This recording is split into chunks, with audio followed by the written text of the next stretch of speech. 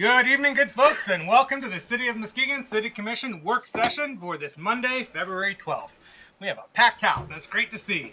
Welcome. We have a public comment period. It's at the end of the meeting. Unlike our general session meetings, there's public comment at the beginning of the meeting. There's a typo on this form that shows public comment on agenda items. That's our general session form, not our work session form. So the rules of our work session is their public comment at the end of the meeting, unless commission suspends those rules. And at our general session meetings, there's public comment period at the beginning of a meeting on any agenda item, at the end of the meeting on whatever topic you wish to give input on. We do have phone-in option as well, so if you're not here in person to give public comment, you can phone in. And so at the time of public comment, there'll be a phone number scrolling at the bottom of the screen. Please call in, provide your name, and if you are a city resident, which neighborhood you reside in. And if you're not a city resident, please just indicate what city or township or village you are calling in from, so we have a frame of reference.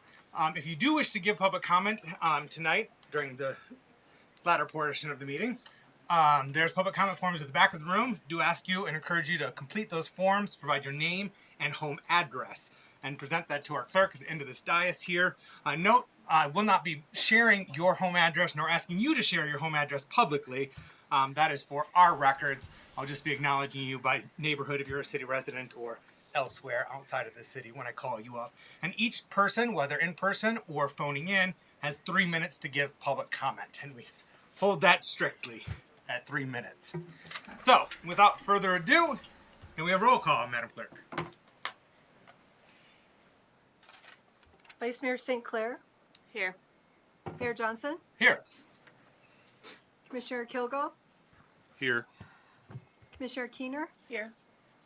Commissioner German. Here. Commissioner Gorman. Absent. Commissioner Cochin. Here. Thank you. All right. First item under new business is the allocation of remaining ARPA community grant funds. That's being let out of our manager's office. We'll be presenting on that. We're going to have Pete. Pete will be up. Welcome, Mr. Pete Willis. Wills. I was at Willis. Mr. Pete Wills. Wills. Director of Strategic Government Operations. Thank you, Mr. Mayor and Commissioners, for the opportunity to provide some comments this evening in anticipation of a commission item tomorrow evening, where we'll make a recommendation on allocation of $150,000 of remaining ARPA community grant funds. But maybe for the edification of the new commissioners, I'd spend a minute to tell you a little about what's articulated in the cover memo relative to the process by which we have arrived here this evening.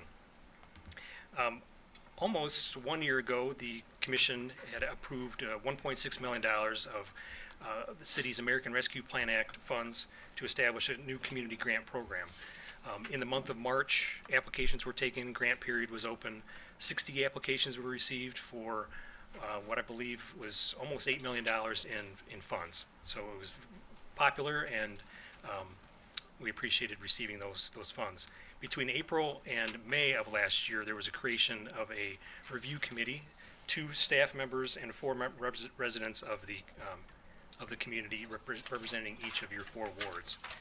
We also had 2 additional advisors, representative of the Community Foundation as well as United Way of the Lakeshore. In the month of June, there were 4 public meetings held where the review committee evaluated all the applications, established a scoring process, and ranked all of the applications based on 9 specific areas of criteria that's articulated within this memo, as well as what's on a Connect Muskegon page where we have a lot of ARPA information located. The review committee recommended 22 projects. At the August meeting, the commission ultimately approved 21 projects based on one from Pioneer Resources that was recommended at $150,000. Commissioner Gorman, who was an employee during that process of Pioneer Resources, there was a conflict of interest issue that paperwork hadn't yet been resolved by the time that we had that August meeting, and so that particular item was removed. That issue had since been resolved. It had gone in front of the commission, and due to a unanimous vote that was necessary to approve that application, the Pioneer Resources application was denied, and therefore we have $150,000 that is now available to be redirected to other applicants who had applied. In your packet, as well as what I mentioned on the Connect Muskegon page, we do have a American Rescue Plan Act page dedicated to this process, so the residents can see information about that application process and the steps involved in deciding those applications. Just wanted to reiterate that the 21 current applicants they had signed a beneficiary agreement with the city, which articulates certain stipulations from a reporting standpoint that they're compliant with, and information that they have to submit on a quarterly basis, as well as documentation that they provide to us in order to receive their 3 sets of payments. So we have that established with these folks. I did want to share a little bit of information about our 21. So we had 21 approved projects. I will let you know that 19 have received at least the first payment. So what we did was they received the first 50% of their award. They spend that down. They provide evidence of invoices and things that show that payment has been spent down in full. They receive another 40%, same process, and then when the project is completed, they're provided with the final 10% of the award. So 19 of the 21 have been in a position to at least receive the first payment. The 2 outstanding are Sheldon Park Neighborhood Association. As I understand it, they're developing a plan at the moment, but they have not requested dollars. And so I feel confident that the few times that I've spoken with them over the last 6 months, they will be making a payment request. Open Gates of Grace Ministries has not requested a payment. They're continuing to work with our building department on the issues that they need to move their project forward. 4 projects have either been complete or received 100% of their grant, so we're pleased with that. 13 have received at least the first 50% payment, and 2 projects have received the second payment. So that's in a quick nutshell on the process that we had here. And so where we were at is within your packet. You have a list of projects that were rated, and what we have the staff's review of the applicants that were sort of below a rated line that we had based on the points that this review committee awarded each of the programs, was taking in consideration the fact that these are obviously finite remaining dollars, reflecting on how these grantees have spent down their dollars already. I think $25,000 is a lot of money to an organization. Maybe $250,000 was maybe too much. Maybe that number could have been a little less. As I start to see some folks who can stand up a grant program or spend down the dollars that they do have. So when we look at $150,000 and trying to spread the impact across the community and the projects that were considered and rated, we're at least tomorrow evening going to make a recommendation on 4 projects. That would include mediation restorative services, forest tax and accounting services, Muskegon retirement apartments, which is Jefferson Towers, and HBCU Club of Muskegon LLC. So maybe before I get into that level of detail on the amounts and things of that nature, that was staff's consideration and consultation with the manager and mayor, and I'm happy to answer any questions, at least on where we're at this evening. Any questions, commissioners? Commissioner German. Oh, yes, thank you, Mayor. Thank you, Director Wills. Question, as for the dollar amount for these grants, what do we have left as of now to distribute funds to these organizations that's requesting? But you have $150,000 that's reoriented. That's that's Yes. it. Now, anything else outside of due to the first round when we distribute funds for the other, was it 21 organizations? Is there anything left from that pool of funding? I don't anticipate any dollars that any applicants would feel like they want to give back to the program or the grant. I suspect they'd all spend down their grant if that's what you're asking. Basically, was the whole $1.6 million used up? Yes. Sure. Outside of the $150,000, I think that you have an item relative to potential acquisition of a fire truck that would use the balance of about $435,000. Okay. And just to clarify that, for anyone in the audience or at home, that $435,000 is separate from the $1.6 million. Yes. Our $1.6 million that we committed to our community ARPA grant program is still going to those community projects. We're looking at the balance of our ARPA dollars potentially being used for a fire truck. Commissioner German, follow up? Yeah, okay, now, I was under the impression when we talked about this and voted for this $1.6 million to fund these startup organizations, that whole $1.6 million, correct me if I'm wrong, just make sure I'm on the right page with everyone, was that whole $1.6 million allocated specifically to the project for startup businesses, minority businesses, and yes, that's the question. So in the grant guidelines, we were consistent with what the federal government allowed us to spend those dollars on, which are nonprofit organizations, small businesses. You can go to households. But this particular grant program was nonprofit, small businesses, and you had authorized the expense of dollars for our neighborhood associations. Yep, that's what I mean. Okay. I just want to make sure that everyone had an equal opportunity to receive funds, although some of the organizations were not selected, and that was disappointing. I mean, because that was the whole intent, as me as a commissioner, making recommendations that we utilize funds for specific groups and businesses like this. Okay, thank you. Any other Commissioner or Vice Mayor St. Clair? Director Wells, can you, sorry, I'm going to do something terrible to you right now. And I apologize in advance. Do you happen to have information that will address the point of who did we give the money to? What did those organizations look like? Were they minority owned? Were they small business? Were they women ran? Did they hit the mark for what we were aiming for? And you don't have to be exactly precise. Just curious if we know about how that money was allocated. I do have that. I can get that for you. I don't have that at the moment. That's fine. Yeah, there's a spreadsheet Yes. with those markings. Sorry. See if I can find it real quick. I Don't know we did. exist. I Yeah. know we did a really good job, and I just kind of want to share that. Yes. Where the money actually went to, and how much of it went to really high needs communities that are really going to benefit from that grant opportunity.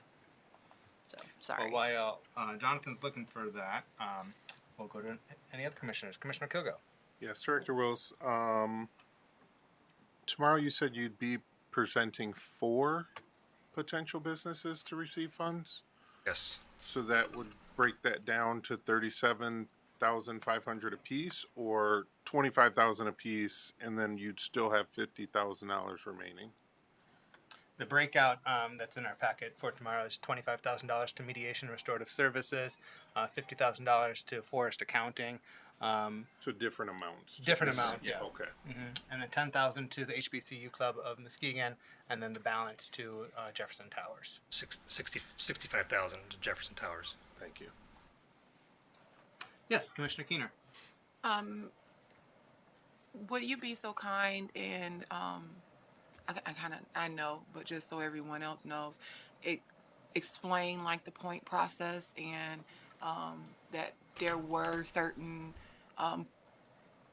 guidelines that you had to hit in when you submitted your grant, and that's a potential reason why some did not quite make the mark, along with the time frame of having the application turned in. Yeah, in the grant guidelines document, we really pivoted off of the expectation that the federal government had for the use of these dollars. We had 10 total evaluation criteria points, we used 9, only because the first was, is the project eligible under ARPA? The other 9 were, is the project description budget clear and well-defined? Is there a capital expenditure? Is there a description of the structure and objectives of the program? We had some outcome measures. There's an expectation that they would provide use of evidence so that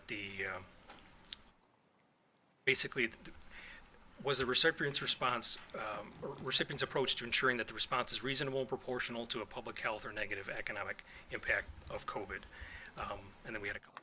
So everybody knew exactly within the application before they applied what that evaluation criteria was going to be.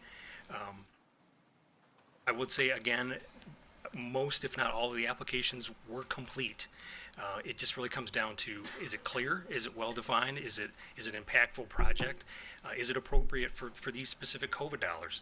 I think all the projects are wonderful and great, and we'd like to fund them all with varied amounts of funding and different sources of funding. But we really had to sort of look back at 2019, 2020, 2021, and how that project really responded to helping those who were most impacted by the pandemic. So. And to be clear, I'm sorry. Oh no, I was just going to expound on that, but go on. And to be clear, the community was very involved in this, neighborhood associations, commissioners.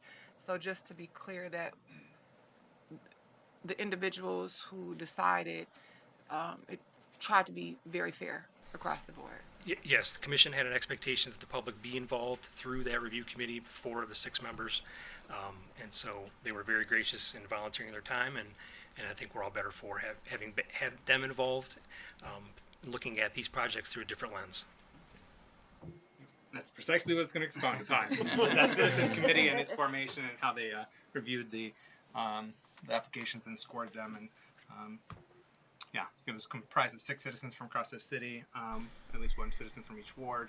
And we had 3 women, 3 men, 3 white residents, 3 black residents. So it was a diverse citizen committee that reviewed all the applications. And this is more just background generally. This isn't just necessarily for your benefit, Commissioner Keener, because I know you're well aware of this, but just for general interest. They received all those applications. They decided which ones they wanted to score. Every application that had received at least 2 people with interest in scoring, each application was scored individually, and then they took the aggregate scores, and that's what was presented to the commission last year with that ranking order. And then the highest scoring ones were the ones to get the money, and we carried that forward with this latest review process of the residual funds. So any follow-up, Commissioner Keener? No, thank you. Before I go to you, Commissioner German, I just want to give Commissioner Kochin an opportunity. I don't believe you've spoken yet. Do you have any questions or comments at this time? I don't have any questions at this time, but I just wanted to thank the commission members who were on the commission at the time of making these decisions, and Pete for working through and presenting this to us tonight. And thank you very much. Thank you, Commissioner Kochin. Commissioner German. Yes, thank you, Mayor. This is a question for legal counsel. I heard him mention, and I see in the package that one of the requestees are the mediation restorative justice. I'm actually a volunteer for the mediation program. Would that be an issue or conflict? Okay. All right. Just wanted to make sure. Thank you. Any other questions or comments at this time? No? All right. Well, this item is going to be on the Commission's the Commission's consent agenda for tomorrow's general session meeting, and I look forward to our adoption of it and deploying this money into our community with some Oh, sorry. Okay.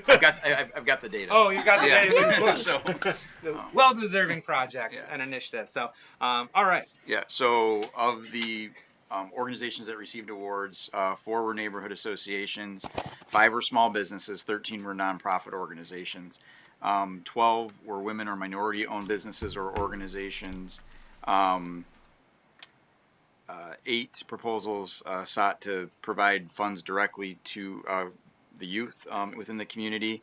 3 proposals sought to provide funds to expand access to new housing within the community, and 12 were recommended to receive the full amount of their project requested. So obviously some of those overlap, which is why that number is greater than the 22. But that was the breakdown. So. Thank you. And that is on the Connect Muskegon ARPA page, so community members can. It's a good reminder that we have that page. Yes, Speak it's about still it. yeah. You want to speak on it? How we get to it? What's Oh, about? yep. So yeah, if you go to our city's homepage, at the top there's several links. One of which is Connect Muskegon, and this is one of the active Connect Muskegon boards. It is kind of in the middle of the page because we've had other projects since this time, or since we did this a couple months ago. So you need to scroll down, but it's about halfway down, right in the middle. It says ARPA Community Grants. The cover picture is the convention center. So if you click on that, you can see the breakdown in there. So That gives you the history of the process and Yep. all the allocations of how that money has been used. Not only the 1.6 million, but everything. Yep. That we've utilized our ARPA monies. All right. We are going to move on to the next item then. Thank you, Director Wills. Appreciate all your work on that item and that program. That was quite the undertaking altogether. All right. Staff recommendations for short-term rentals. Who's going to be leading out on this? I see public safety, but is Chief Kozel leading out? Yep. All right. Yeah, he was out in the hall. So Welcome, Chief Kozel. Good evening. Good evening. Not be just me. We're doing a little tag team tonight with Mike also and Emily as we go. Okay. So I think there's a PowerPoint yeah, it's in the packet. packet. Yeah. Okay. Yep. She's we can get it pulled up. All right. Yeah. Super.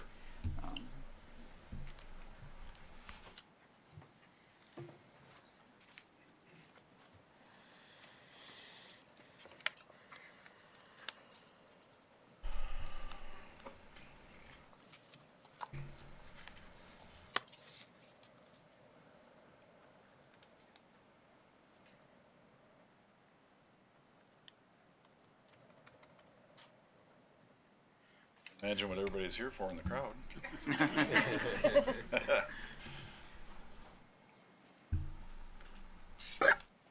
All right.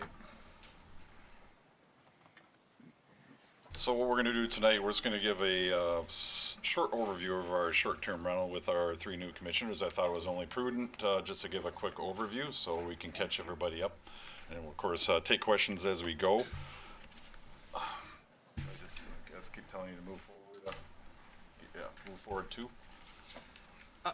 Chief, before you Yes. get started, I just want to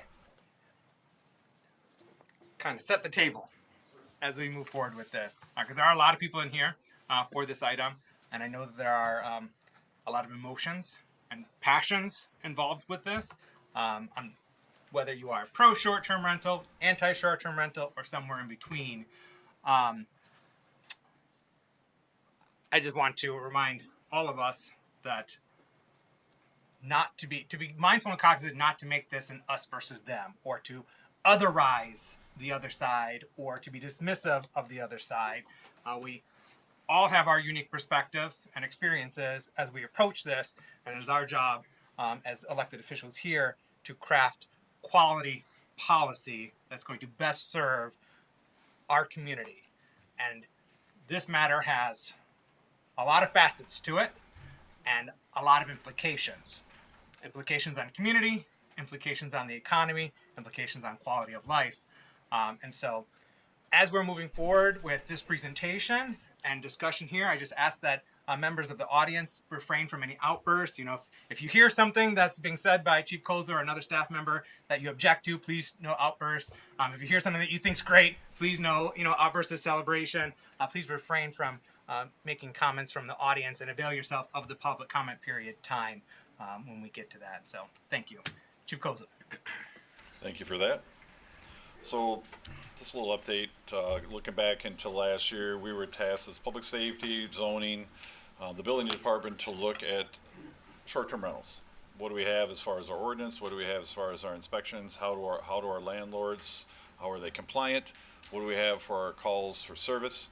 And throughout the year, we were updating through the city manager's office our calls for service and how many short-term rentals that we were adding to the list as we went. So we did that through the year. Then at the end of last year, in November, We met in front of the commission and presented again, gave some more information, and we were tasked to come back today with another update. So that's where we're at right today, okay? So what I'll do is I'll give a little bit of an update where we're at with our numbers. It's pretty much going to be data driven what I'm giving you, okay? And then what we'll do is we'll give you some proposed recommendations from our office and from zoning planning, okay? Sound good? So currently, one more slide, please. So currently we have 149 registered short-term rentals within the city. This is just within the city. If you go online and start looking at, you want to get a short-term rental within Muskegon, you'll wind up getting a heck of a lot more because you wind up getting it outside the city proper. So right now we have 149 registered STRs. If you look at the slide presentation that was put together, and thank you to Emily for putting this together, the number of registered STRs in blue from September, and then you look at the ones in green are from May. And you can see your differences between your neighborhoods. If you look at, next slide, please. Short-term rental ordinance began in 2019. From 2020 to 2023, we have had 43 new registered STRs, short-term rentals. If I say STRs, I'm referring to short-term rentals, begin in the city. 26 of those were registered last year. And I know a handful of those, I think 7 at once, were just transferred from a long-term rental to a short-term rental because they were reflective of a short-term rental, so it was one lump. Like, one more? A quick overview of the city, of where our short-term rentals are located. Okay, we'll talk about compliance. This is through the lens of our building department. One thing that I was told early on is that our short-term rental landlords are very compliant with everything safety related. Right now we're looking at about 57% compliance on our long-term rentals and 90% compliance with our short-term rentals. Very vast majority of them have zero safety violations at the time of their inspections. Talk a little bit about our police calls. We have a total of 30,648 reports. What I'm saying by reports is the officer sat down and actually wrote something, okay? Out of January 1 of last year to January 31 of this year, we've had a total of 12 reports written, just 12 reports written, reference short-term rentals within the city of Muskegon. Chief, can you clarify one thing for us? The difference between a report and a call? I was going to delve into that area, sir. No problem. So just to give you a snapshot of that, we have had 60,190 times that we have had police citizen contact for any means documented. Calls for service, a traffic stop, just saying hi. But it's been documented that through our dispatch that we stopped. So 60,190. And if you think about this, the statistics of that and the data of that, that's about 0.02% of those is short-term rental calls or reports. If you look at where these are located, we have 4 calls within the Beechwood Bluffton area. Can, one more point of clarification on the number of calls. So could a particular report have had multiple residents call on it, and would that be more than one report, or could one report have multiple contacts in it? It could have multiple contacts, but usually it would only wind up in one report. Okay. So if you move back to the list, thank you. 4 calls in the Beechwood Bluffton, 5 in Lakeside, and 3 in Nelson. And we just put up on that slide that we'd love for you to be calling when we have these issues, because we will respond for any type of emergency, noise, parking, any other ordinance violations. We also have our phone number for the non-emergency line up there on that slide, okay? So I can't stress that enough. If we have an issue, please call us, because if we don't know, we can't react, so. Next slide, please. If you look at the incident report, and this is reflective of a area that we have started, how long ago, Emily? June? In June of last year, where citizens can go online and report incidents, reference our short-term rentals. So this is what this is reflective of, and so they would come in and comment on those different neighborhoods of where they're having issues. Okay, so you can see a majority of them are in the Beechwood Bluffton area. Type of incidents and the responses that we got through that were poor yard maintenance, trash litter, noise, barking dogs. So you can see the breakdown in that pie chart. I actually had people comment 11% that there was a positive interaction through that too also. Any questions on this slide before I move on, or what we're talking about for incidents? I was Yes. confused by positive interaction. What is that exactly? Someone wrote in and said, I don't have any issues, or I had a good time, I had a good interaction with the person that rented. Oh, how nice. Yes. They actually put something positive on the incident report. It wasn't all negative. So one example that I've heard from folks in terms of positive interaction is that they enjoy visitors, tourists, meeting new people from around the country, around the world, and that's one of the positives that I've heard about it.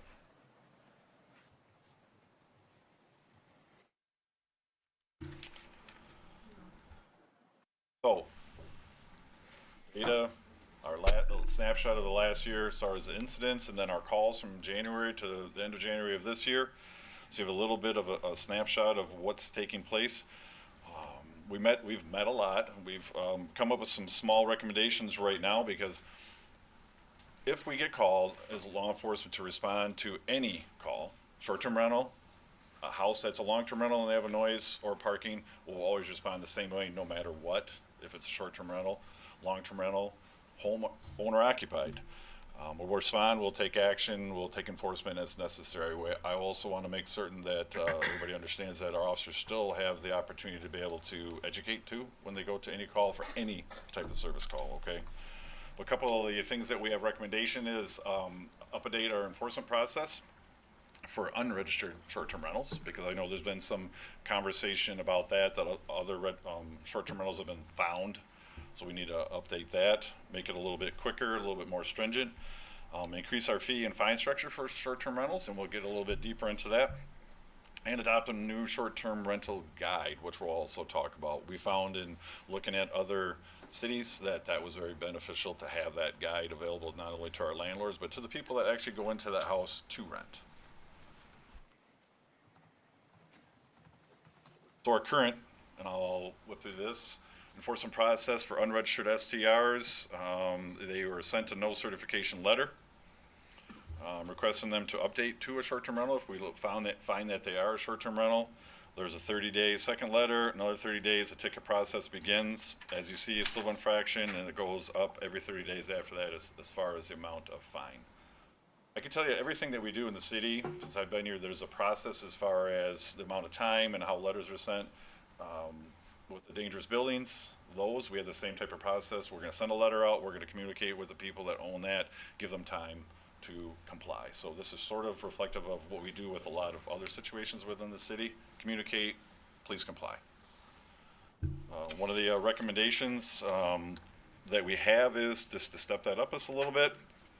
Send that no certification letter, but after the 30 days, the second letter is sent, but then the ticket process begins, and as you can see, the civil infraction fines go up to $250 and $500. Okay. Questions, any of that on the proposed from what it was? I think, can we slide down one slide, because we're still on the current? There we go. That's proposed. This is something also that we looked at other municipalities and how they enforce.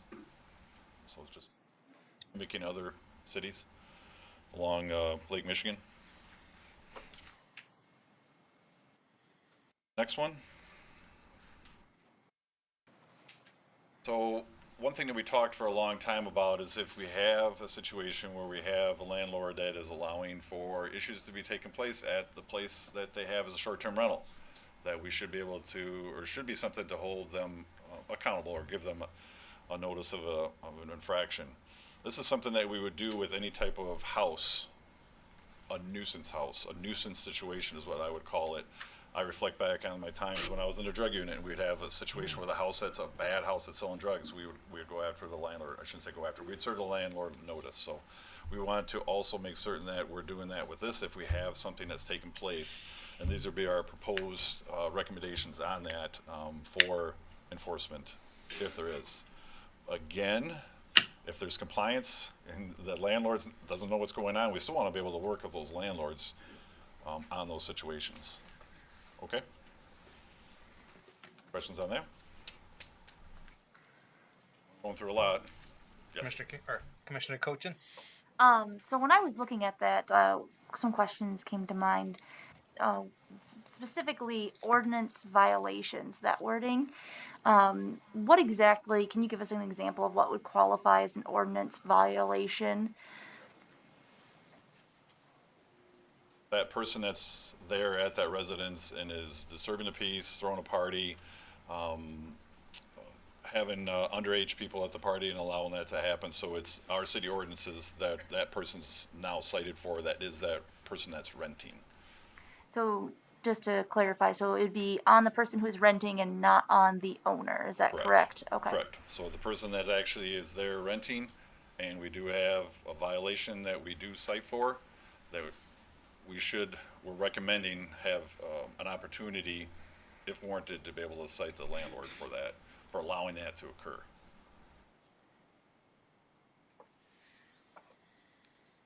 Again, I want to stress though, just like if I pull over a car for a speeding violation, I do have an opportunity to educate, correct?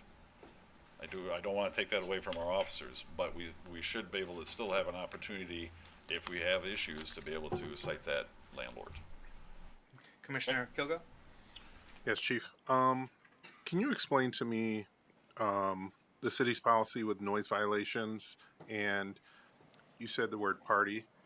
If I'm having a dinner party at a short-term rental, is that against the law? Nope. So can you kind of expound on is there a time in our ordinances for noise?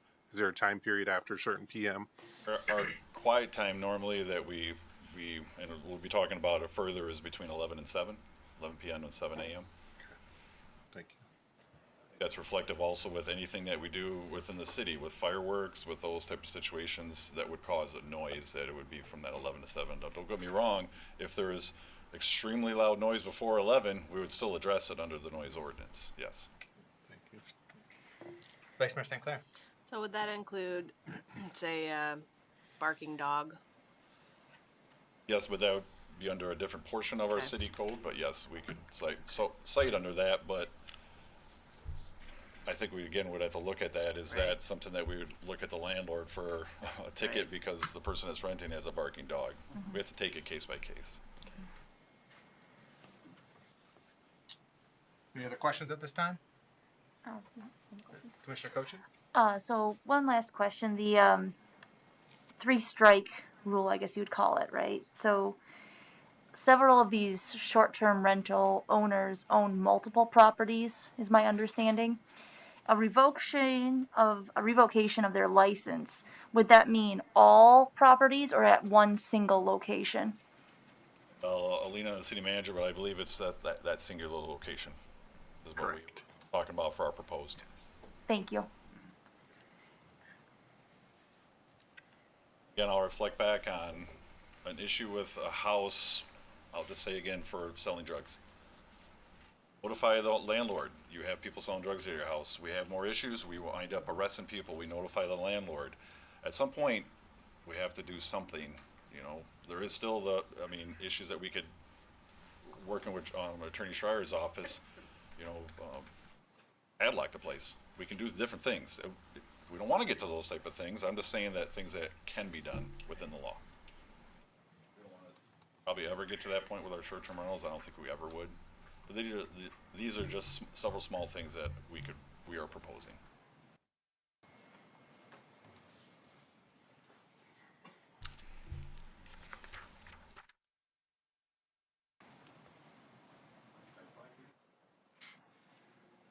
Talked for a while about this. We've been talking about this for the last year. our current fee structure, registration $250, late fee, no show lockout fee. You'll say, well, Chief, what does that mean? Well, that's, we're there to do an inspection and no one shows up from the landlord while we're there. So that's what that's called, what that is. A late cancel fee and a second inspection fee. So a lot of that's driven through the building department, and this would be the fees. And again, we're trying to be reflective of what other jurisdictions are also doing. Commissioner Keener?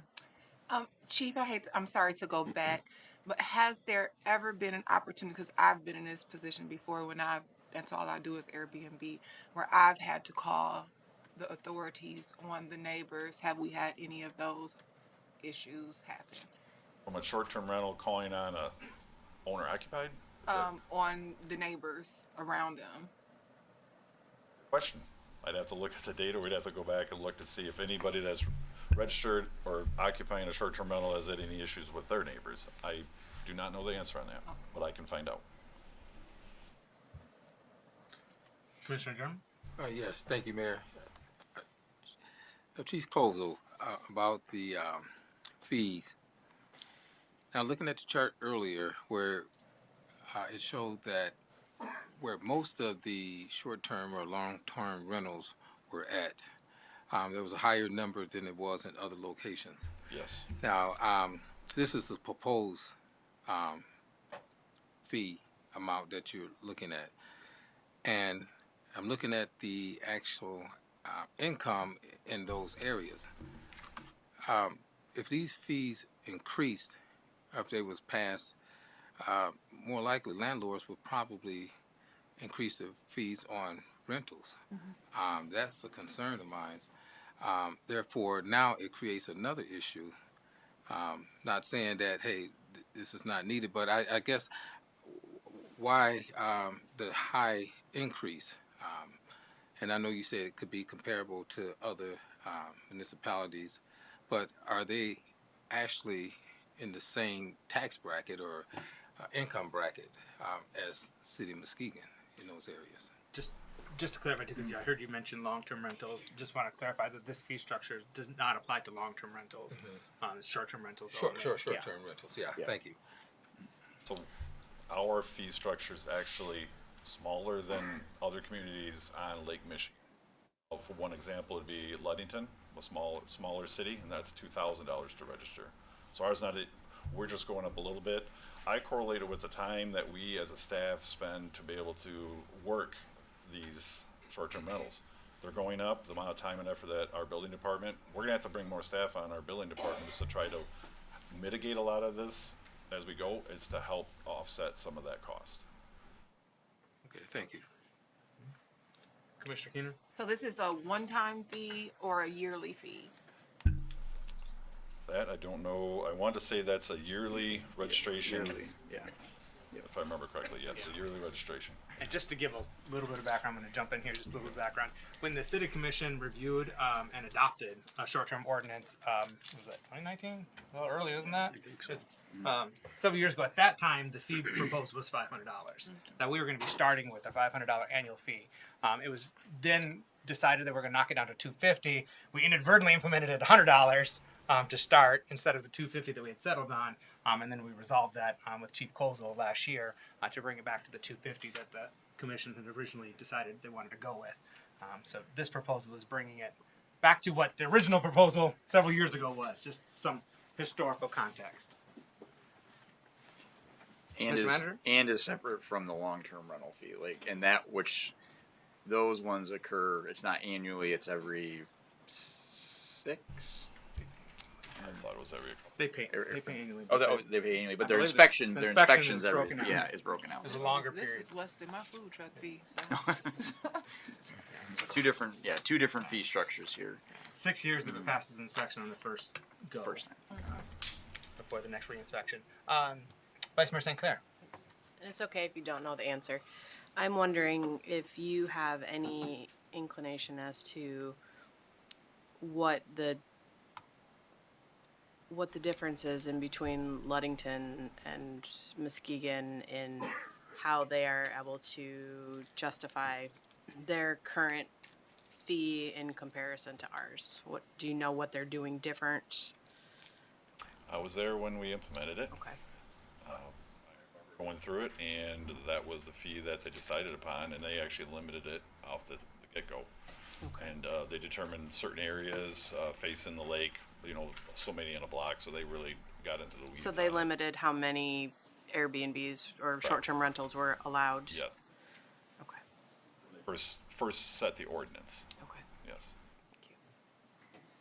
Commissioner Cochin? The fee structure, would that also be per unit, or is it a license that goes to all of the units if you owned multiple units Per unit, per unit? Yes. Okay. because each unit would need to be inspected. Are there any other questions before Chief proceeds? All right.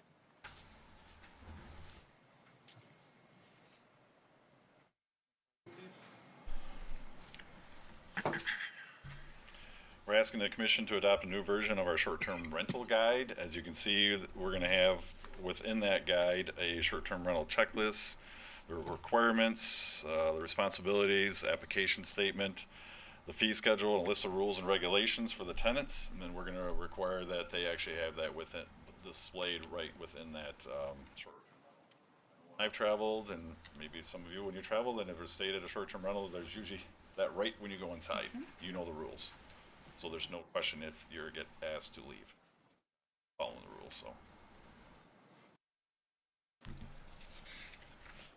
What I'm gonna do, if no questions on that, I'm gonna sort of, yes, sir. Oh, not a question, but I was going to add an anecdotal part there that having talked to some folks who have short-term rentals near them and knowing where short-term rental owners do post rules and do not, that when they are posted, if someone is saying parked across the sidewalk, they walk in, they see they can't do that, and they go and move. Where in another unit, if they don't have that, they don't know that. So so there is value to having rules posted. So I have Mike Franzik step up for a moment and talk about overlay.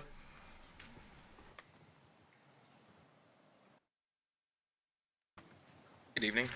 Good evening. So we're not recommending any zoning changes at this point. We just want to go over some of the options that we could choose to implement. Also, just to look at what other communities may have already established. So,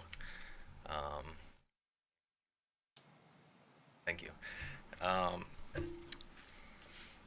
So this is from the Village of Spring Lake. They have an overlay district in their community. It's the green shading. They just picked sections that they would like to include for short-term rentals. There's been some discussions here if we wanted to put a cap on the number of short-term rentals through our zoning district. Spring Lake did not do that, but what you will notice is that they limited the overlay district to a very small geographic area. So there's no cap, but you really are limited about on the small amount of parcels that you could do a short-term rental on. So that's probably not something I would recommend in Muskegon because we have such a large geographic area and we really only have short-term rentals, as you can see from that map earlier, in just a handful of neighborhoods. So if we were going to implement an overlay district, what I would recommend would be something that would encapsulate the whole community and then break that down into different zones. So if we could go to the next page and the next there. This is one option of what an overlay district could look like in Muskegon. We see most of the short-term rentals on the west side of the city, so this could be broken down into two different zones. One overlay district where we allow short-term rentals everywhere. Zone 2 could have a cap on the maximum amount of short-term rentals, and Zone 1 could have no cap on the amount of short-term rentals. Option 2, the next map, could look a little different. If you saw the map earlier, we saw a lot of them in the Beechwood Bluffton area. There's also a lot in the Lakeside area, but not quite as much. And again, not many in Zone 1. So if we wanted to break it down in between a cap for Zone 3, a certain cap on Zone 2, and Zone 1, that's what that could look like. And then Option 3, the map, if you go to the next page, that would implement a fourth zone, and we saw that there were quite a few in the Nims and Nelson neighborhoods. So if we wanted to put caps again, not something we're recommending, but this is a strategy that other communities have used and may work well in Muskegon if a cap is the way we want it to go. So Zone 4 would cap out a certain amount of short-term rental licenses in Zone 4 as well. You could go to the next slide. This is what an overlay district might look like. It would talk about the map and identifying that and what zones it would be. It would also talk about what a short-term rental is, and the overlay district could define these locations into different zones like I described, and you can see in Part B each zone could have a certain specific amount of licenses. These are just random numbers we came up with just for a placeholder. There's also a distance requirement you could do. You could do this as part of the overlay district, or this could be separate. This could be outside of the overlay district. This appears to be cut off.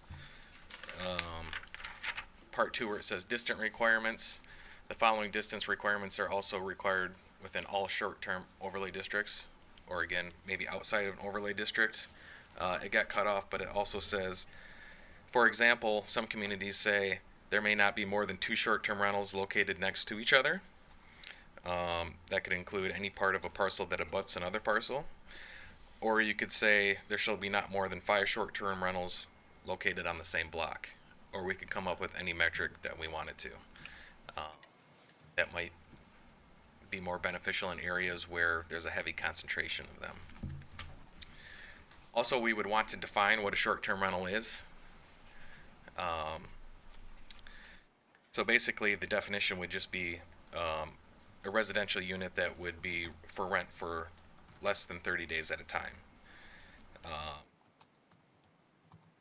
Now we could go the traditional route where you say certain uses are allowed in certain zones, like single-family housing is allowed in our single-family housing zones. It would be a little tougher with short-term rentals because apartment buildings may want to offer those, or they may want to restrict them. So an overlay district probably makes a little more sense in terms of trying to regulate where they would be, rather than just saying they're allowed in single-family districts, because single-family districts are allowed all throughout the city. Another thing some cities do is they go a little bit further in defining what a short-term rental is, and they'll have 2 definitions. If the owner remains on site on the same parcel of land as the rental during the rental, it can be considered a hosted stay. If the owner does not remain on site in the rental, it's considered an unhosted stay. So there's certain communities, I think New York City did this recently, where they're saying all of their short-term rentals, you have to have a host on site. That's something we want to consider here. It's not something we're recommending, but again, that's another option where we could have either hosted stays or unhosted stays, or put a cap on the amount. Generally, we probably don't see as many complaints for a hosted stay. You may never know that's even going on there. And one thing we put in that definition also is it would have to be on the same parcel. So not necessarily even in the same house. If there was an accessory dwelling unit in the back, or if it's a duplex, as long as that property owner is on that same parcel, then that would be considered a hosted stay. So these are just a few options we could think about through zoning. Basically anything you can think of how to restricting, we could find a way to write it into our zoning ordinance. And again, I know the caps have been thrown out a lot, and if we did that, we're not seeing a lot of short-term rentals east of Business 31, other than Nims and Nelson, and some of our west side neighborhoods as well. To the south, we don't see as many short-term rentals there as well. So an overlay district may be something to consider if the caps are the way we want it to go. But again, that's not something we're recommending right now. We're really just recommending the rental guide and the fee structure for now. Mr. Manager. Just for clarification, Director Franzik, with the overlay districts, just for argument's sake, the cap number, if the commission so chose, could be adjusted over time. So it wouldn't be it was just a one-time thing, but if we started to see more and more popping up in other areas, we could look at adjusting that cap or putting a different overlay in. That's a good point.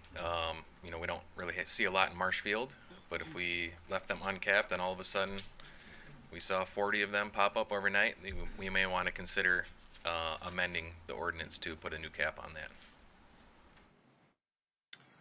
I saw her hand up first, Commissioner Keener. Okay, so as this currently looks, I'm not feeling real good about this. I don't even feel good about it being on the agenda for tomorrow. I happen to stay, or I'm sorry. It's not on the agenda. Or, Yeah. I think that this whole plan needs to be revisited, kind of broken down a little bit more, because as he said, the putting the caps on coming later, and we already, I live in that blue area, and of course, if we put a cap on where most people want to stay when they come to Michigan, is off by the lake, then you're still going to have it's no different from me wanting to stay downtown in Detroit, but I can't stay downtown because there's a cap there or whatever, so I choose to stay in Hamtramck, because more rentals are popping up in Hamtramck. I see this as a potential problem, because I feel like, just personally speaking on behalf of my constituents, I feel like the issue that the people that have that are maybe a bit wealthier and live off the lake, why should I not be considered like they're considered? And so that's one of my major reasons for wanting to take another glance at this, because if there's a cap there, then let's start with a cap here. Well, again, this isn't something we're recommending. These are just a list of the options we could consider. But I guess I want to make sure I'm clear on what your concern was. By no cap, we would say that you can have as many short-term licenses as you want there. So. Yeah, and that's my issue, is that having no cap there. And I feel like if there's going to be if Zone 3 is privy to not have a cap, then Zone 1 should be privy. To having a cap. I'm sorry. If Zone 3 is privy to having a cap, Zone 1 should be privy to having a cap as well, because everyone that lives in those areas aren't going to want a bunch of short-term rentals popping up around them either. Yeah. Just something to consider. I know this is something on the table, but so that Zone 1 is feeling just as important as Zone 3.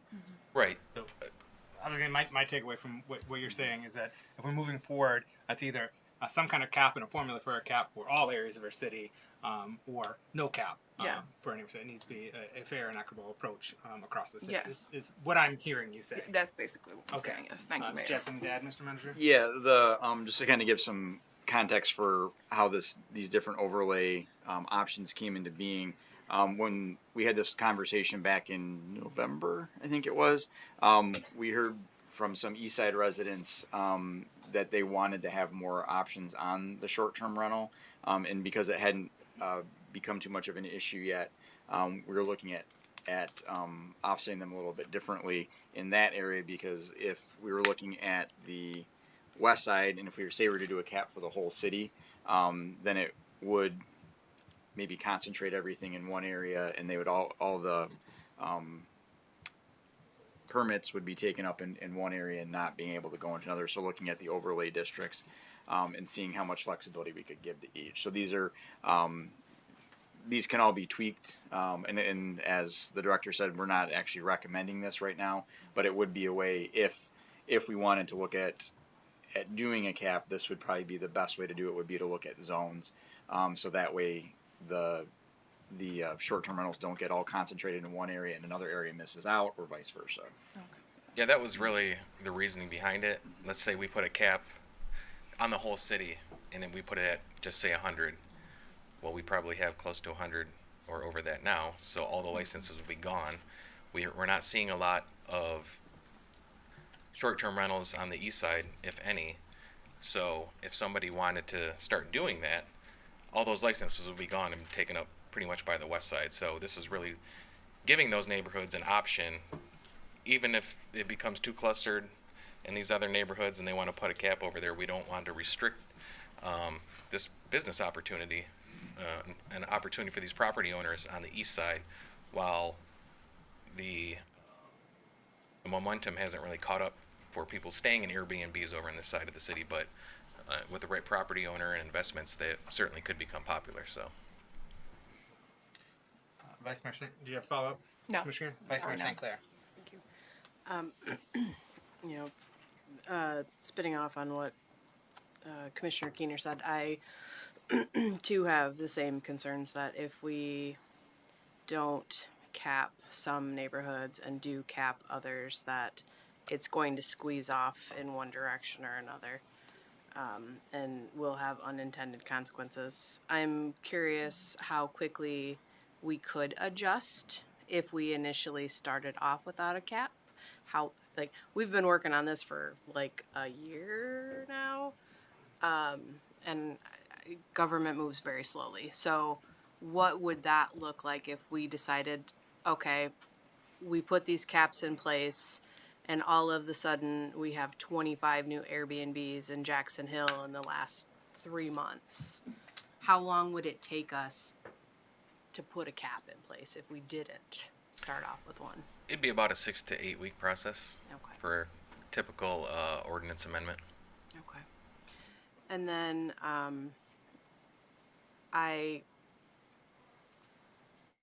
have, as a Lakesider, we did not used to have very many Airbnbs. They were concentrated a little farther west, and I have a clear perspective on how quickly they will pop up.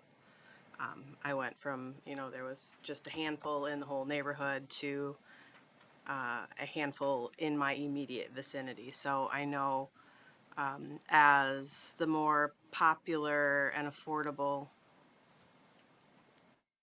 areas get saturated, it does move to the next area and the next area and the next area.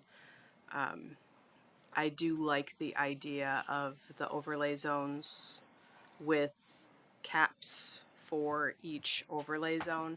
I think that's something that I would like us to look at more seriously. I understand that that's not what you're currently recommending, but I think you might want to look at that a little bit more closely. I've gotten lots and lots and lots of feedback from the community about this, and there's not a lot of things that have people quite this riled up. So I do appreciate the efforts in this, and I also am quite sure that we're going to have to do more than the initial recommendation. So, like I said, I like the idea of the overlay zones. I like the idea of breaking them out, but I think we have to start off with a cap in each and open to negotiation on that. Commissioner Kilgo. Thank you. I have a lot, but I have a couple questions for you first, Mike. Do you know how many hotels are within the city limits of Muskegon? 3 to 5, something like that. I think there's 2 big ones Yeah. and there's 3 smaller ones, and then if Adelaide builds one, that'll be another bigger hotel. So about 6 or so. My second question is, what would happen to someone who violates the short-term rental rules after the 3rd strike in those ones that Chief Kozel had proposed up there? They would lose their short-term rental license, meaning they would not be able to run a short-term rental out of there anymore? I believe that's what they were inferring, yes. Yeah. Per property. Yep. So if they had, say, 3 properties, the property that received the infraction would be the one that they would not be able to operate out of. And that's my understanding from a legal perspective, because it's the property that the issue is at. We couldn't necessarily extrapolate to other properties. So, But they would lose their short-term rental license and have to change to either long-term rental or sell the property on the Correct. open market. Yes. Currently, there's 140 houses on the open market in the city limits in Muskegon. And I'm just a personal proponent of personal property rights. So I myself am not in favor of a cap, because why should A have a rental and I buy some property and I can't rent my property out to someone else? If there are rules in place and I stand by those rules, or I abide by those rules, then I might be able to make a secondary income or make a living off of it or whatever. I personally know some personal property owners who use their property for short-term rentals. Those short-term rentals that are registered aren't homesteaded taxes. So the city of Muskegon gets full taxes on those properties, as opposed to an owner-occupied house. They get homesteaded, they pay a little less in taxes.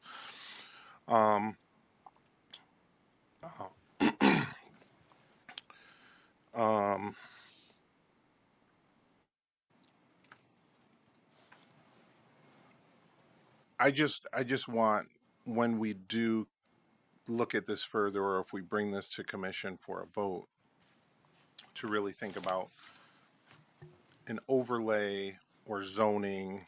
I mean, we can't even agree nationally on voting maps, let alone redlining from the past or whatever. So I really think that putting a cap or telling a person that they can't do something with their personal property rights opens us up to possible litigation that we've seen in New York City, Santa Clara, California, in other cities around the country. But I do think if we put proper rules in place for what you can and can't do with a short-term rental, and we give the building department the staffing that they need, or we have a hotline for residents of certain neighborhoods that may have more short-term rentals than others, and we can hold these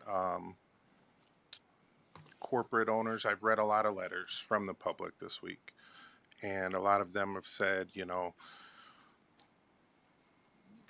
short-term rental tenants come in and they do A, B, and C. So maybe we can have a hotline to where we hold these landlords accountable.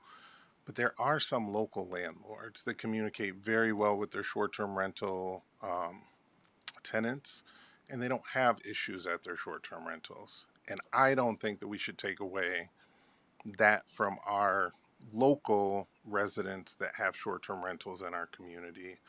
Not to mention, some of the people that come into our community, they don't want to stay at these bigger hotels. They really enjoy using an Airbnb, and they're able to see and enjoy our lake shore that we have. So as a commission, I just want us to highly consider putting a cap in place, as opposed to us focusing on violations and how we hold these short-term rental landlords accountable. That's all I have. Thank you, Commissioner Kilgo. You're welcome. Commissioner Cochin? Thank you. So to kind of go off of what everybody else has been saying, I have gotten a lot of emails. As you know, my ward is the hot topic ward as far as this issue goes. And so I've talked to a lot of people on both sides of this issue. STR owners, lots of neighbors who have had issues, and I can empathize. I myself live in Glenside. I'm not, in a desirable location to get to the beach, but I have one just down the block from me, and I've got one going in next door to me, and I can definitely understand that feeling of feeling unnerved when there's random strangers parked in your front lawn. You don't know who they are and what to expect. So I can definitely relate to the citizens when they're talking to me about those issues. At the same time, I also agree with Jay, where do we draw that line with personal property rights? And I want to make sure that we're not over-governing in people's property, because I think that that's an important thing. But I do like what you guys have put together as far as what you've considered. I do have some concerns in regards to the fee structure. Like Commissioner German mentioned, the residents who live here might not be able to afford a $500, fee to start getting a license to do this. And they might actually need to, do this to keep paying their mortgage to continue to stay here in the city of Muskegon.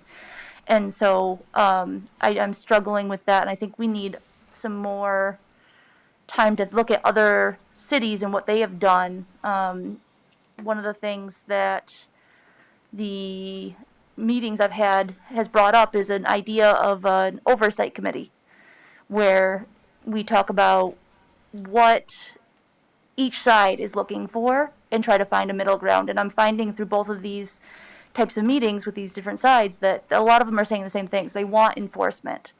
They want to make sure that the rules and regulations are being followed because it looks good on them. They want to be good neighbors. And so I would like to see something like that maybe looked at in the future as a possibility. Thank you, Commissioner Cochin.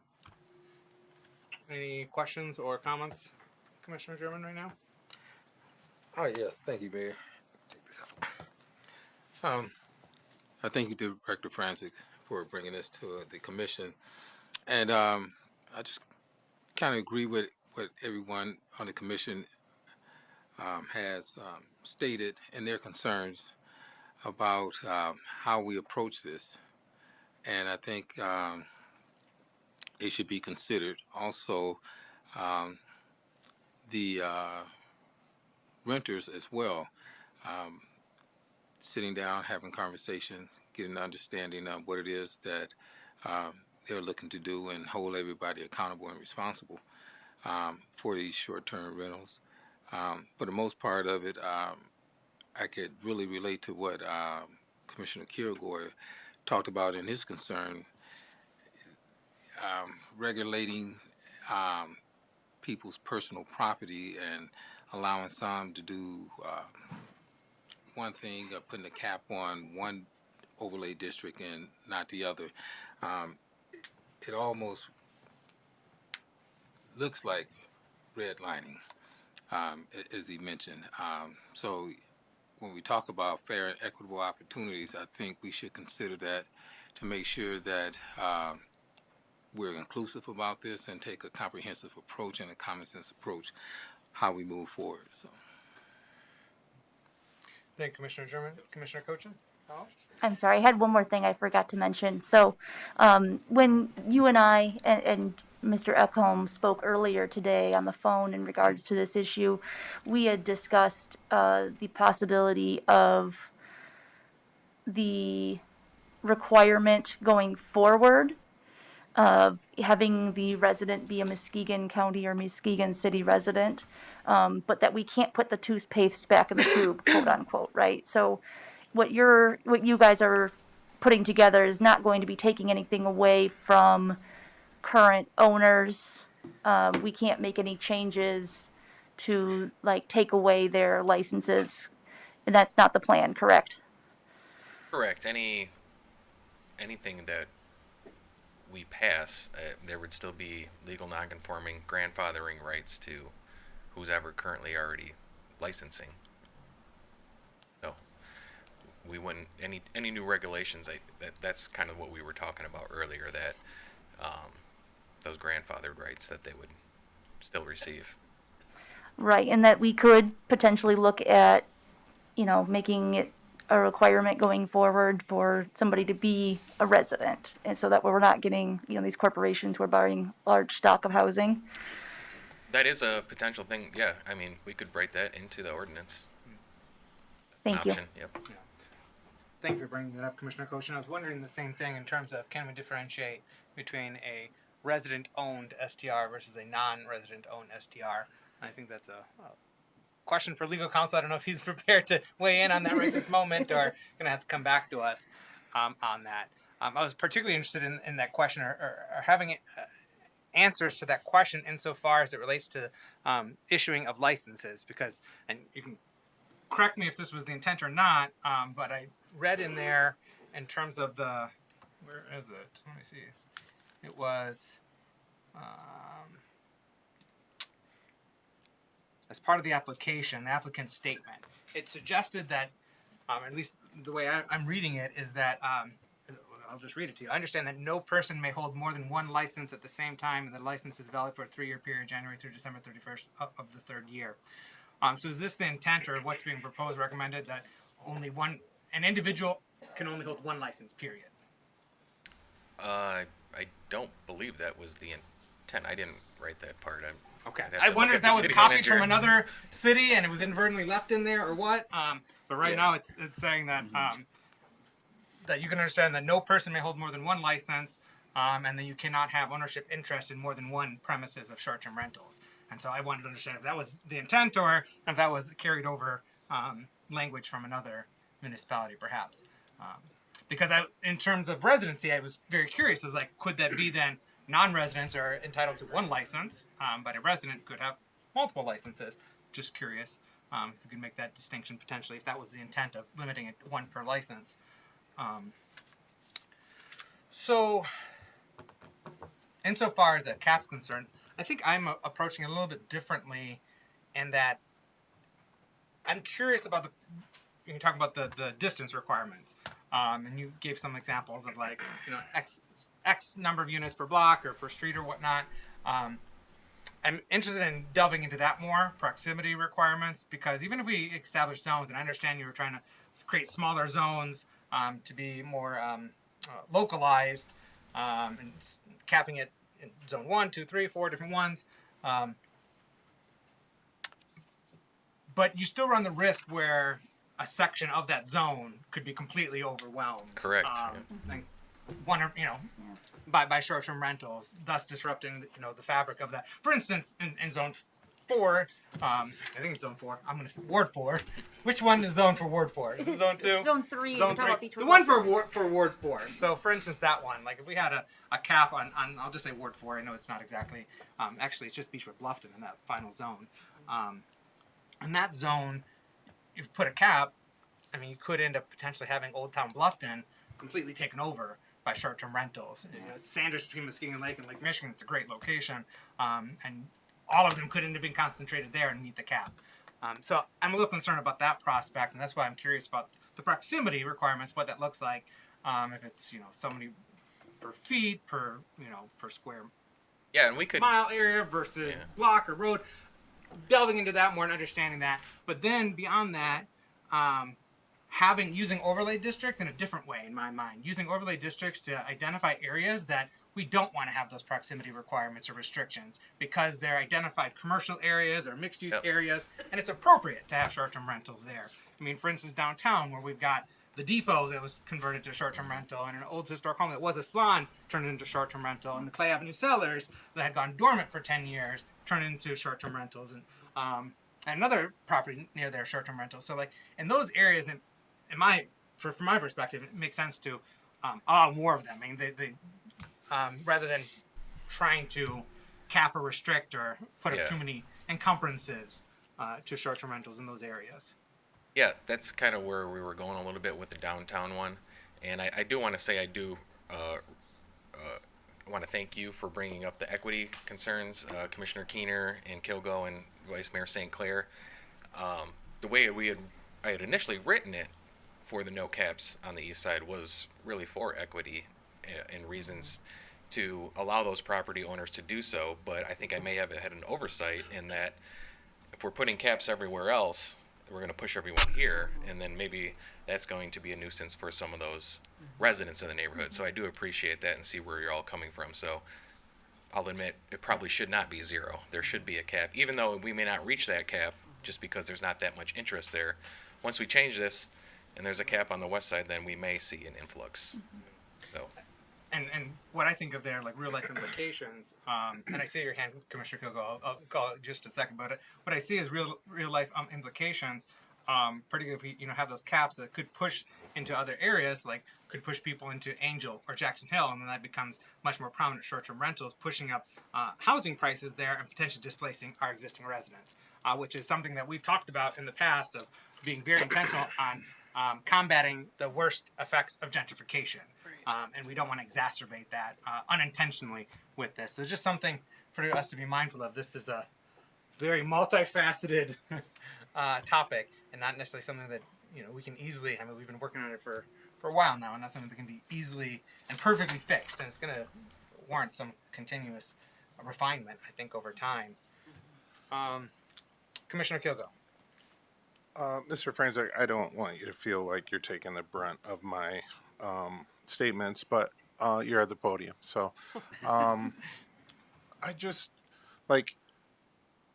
again, I've read a lot of letters, and we're going to hear some really passionate stories from our community this evening. But some of the people that live in a neighborhood, like, let's just say my neighborhood, if I was going to put my house on the market to sell it, I can actually choose to not sell my house to a corporate entity. But a lot of people, they end up taking the money. The corporate entity offers $50,000 more for the property because they want it. Those real people from the neighborhood could choose to say, no, I don't want to sell it to a corporate entity. You don't have to take those offers. You could say, I want to sell it to a family and sell it to somebody who's going to live there owner occupied. So, we can't choose who our neighbors are, so the house next to you sells and it could be a short-term rental. The house next to you sells and it could be a permanent resident, and they just be a jerk of a neighbor, and you have to live with them for more than just the weekend. So we really can't pick and choose. It's tough to say cap, no cap, but you could cap, and some of the short-term rental people leave, and you get a long-term neighbor that you hate even worse than that weekend neighbor that was there for just the weekend. So, Thank you, Commissioner Kilgo. Vice Mayor St. Clair. Mr. Franzik, there's been some talk about personal property rights and what we should or should not take away from people. And I'm wondering if you can speak from a personal property rights zoning perspective of how much do we get in people's business about their personal property rights currently? I think you probably have a fair bit of expertise in this. What they can and can't do on their property? Well, we limit what types of uses they can have, whether it's single family or duplexes, quadplexes, large apartment buildings, breaking down into different zoning districts, whether it's a house or a chemical plant. We just passed a chicken ordinance, and we're going to Planning Commission on Thursday to talk about where the chicken coops can be placed. So, you could look at it like that. We tell people a lot what they can and can't do with their properties, but these are all initiatives that are sprung on by the public. So we're not just sitting up here trying to dictate people's lives. We're trying to enforce ordinance that keep the peace and the property values and everybody's property as harmonious as possible together. And it's my understanding that I cannot have goats, and I cannot have a permanent yard sale in my front yard, and I also can't break out my new handy skills and run a garage from my driveway. I also am not allowed to park on my front lawn.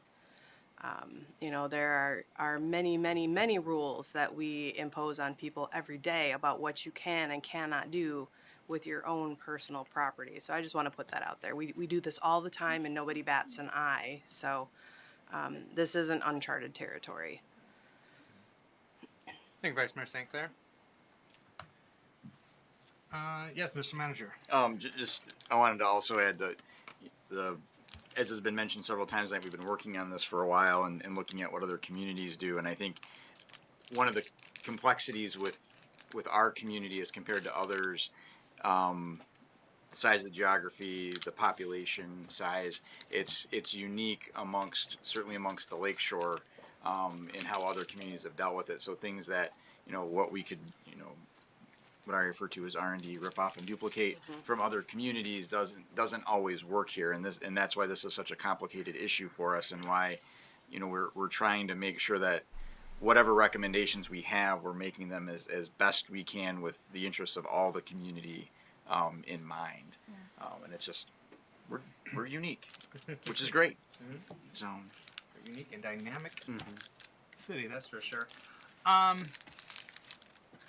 So I like what Chief Koza presented, the administrative enforcement changes. I thought those were generally good to do, and something I think that we could probably do more swiftly than zoning changes and updating the ordinance for short-term rentals there. What is the timeline or outlook with regard to the enforcement changes, like in So- terms of like when we're ticketing, how we're ticketing, the fee structure, the scale of like first offense, second offense, third offense, and what that looks like? What's your outlook for bringing that forward in a more formal way? So my anticipation for the fee structure change and how the fines get stepped up, I guess for lack of a better term, would be at the meeting in March, and also the short-term rental guidebook that folks would have to sign, and obviously we got to make a couple tweaks to it to make sure that it completely lines up with ours. But that would be, my anticipation would be that first meeting in March. You would have to check, and I don't know if council knows off the top of his head if our fine structure as far as 30 days, 60 day, or the second, if that's an ordinance or if that's just the fine structure. Generally, we put it in the ordinance. Okay, so we would have to do that ordinance update too, but we could start that process in the commission. Okay. And it's one of the reasons that we wanted to start with that is if we run into an issue currently with a short-term rental because of how because it so closely mirrors the long-term rental ordinance, the amount of time that it takes us to get through that process right now is a whole season. And so that if there is a problem property, by the time we would get through the process, a lot of times the season is done, and the issue might have moved on for a time. So if there's more teeth there and it moves more rapidly, it might give some folks some pause. But also, as the chief was pointing out, having the law enforcement officers still having discretion on if they're going to issue a ticket in that instance or not. If the property owner is doing what we need and want them to do right away, then we can determine if that's not going to start that process at this point. Okay. All right. Well, I look forward to that playing out from the enforcement piece. I think that's important, the enforcement changes, because that goes to one of the things I'm hearing more prevalently from folks, which is the quality of life piece. The vehicles on the sidewalks, the vehicles in yards, the vehicles taking over everything, the noises, the slamming doors, this, that, and the other. Like that ordinance or those enforcement process changes can help mitigate that, and tightening up that process and streamlining it and adding some more teeth could be helpful as well. One thing that I would suggest us being mindful or give some consideration to in terms of the 3 strikes piece is adding kind of an appellate process of some kind, like that they could appeal, or at least after some time has passed, they can apply and demonstrate that, look, this is what we did X, Y, and Z to change policy or processes to mitigate this, resolve it. So give them an opportunity to come back and get another license. Just throwing that out there. Well, let me respond at least in part. If you look at the padlock ordinance relative to drug houses, the ultimate decision to enforce that third ticket is this body. In the past, this body has chosen not to be the hearing officer, but rather to appoint somebody else to be the hearing officer, make a recommendation back as to whether you're going to padlock or not padlock that house. Secondly, it's padlocked for a year. It's Okay. not an indefinite, it's permanent not a permanent revocation. revocation. Okay. But obviously it causes It's a 1-year timeout. landlords a substantial profit Yeah. Okay. issue. Well, that's good to know about that final process. It's not Right. just arbitrarily and It's quickly. not There's the a police officer process write the ticket. to do that final, Doesn't and the work. revocation is not a permanent revocation. It is a timeout. Okay. Well, that is good context to know. I do have some other comments and questions, but I saw you, Commissioner Cochin. Do you have something to weigh in? I did, yes. Another piece that we had discussed a little bit on the phone earlier was in regards to the dwelling fire insurance minimum that you guys had put in place, and I thought that maybe explaining it to everybody else and what we talked about would be helpful. So, what did we talk about as far as that being like? Why was that important? Regarding fire insurance, is that what? Yes, the fire insurance. I'm not familiar with that, but maybe. Okay, Jake She might have goes remembered. home. We had talked on the phone Oh, we talked about fire separation. yes, from a the fire garage. separation and why it's important to have fire insurance as well. I think I was probably concentrating more on the building code and needing a firewall in between accessory dwelling units, so I'm not too familiar with the requirement on the insurance side. Okay, But gotcha. I'm sure somebody here could speak on that. So what I'm recalling from that conversation was that you said it was important to have the fire insurance and the fire wall between the garage to make sure that these properties are safe for the residents and the neighbors because that's important. Correct. Yep. Commissioner Keenan? Slightly offbeat question. 'Cause like I said, I'm a big Airbnb-er, and I like the weird Airbnbs, like tree houses and RVs. Are those included? If they're allowed in the city, we don't have any mobile home parks. We don't have an RV park. But what I was getting to with that proposed zoning definition was anywhere on the parcel. So if your parcel had a mother-in-law suite, like an ADU, in the back, you could do that. If it's one half of the duplex, yes. We don't allow RVs to be parked in a yard and occupied. So oftentimes we'll get complaints from a neighbor saying there's someone living in an RV hooked up to the house. We have to ask them to stop doing that. But if we did have areas where that was allowed, then that could potentially be an Airbnb or a rental unit. I've seen them up north, like you said. I'm a fan of those too. Up in Frankfurt, they have. I almost rented one on a boat one time, which I suppose that's something maybe we want to think about here as well, because people can lease out their boats. Yeah, we're I'm getting. not sure if that would fall under this ordinance or not. That's a good question. And I do know some people that rent their boats privately. Yeah. And so as we're getting more and more unique in our community, I could see that these are things that may start. Yeah, I've heard there's also an Airbnb for cars now too. I'm not sure if the city would have to get involved with that, but Interesting. Times are hard. Have we looked at, or do you contemplate any kind of regulations on guests, like per square footage of the house, or guests per bedrooms, or like getting granular to that extent? So, because I've heard in some instances a house that just being overwhelmed with guests that far exceed, the size of that house, and so that it exacerbates some of those quality of life issues that people are experiencing.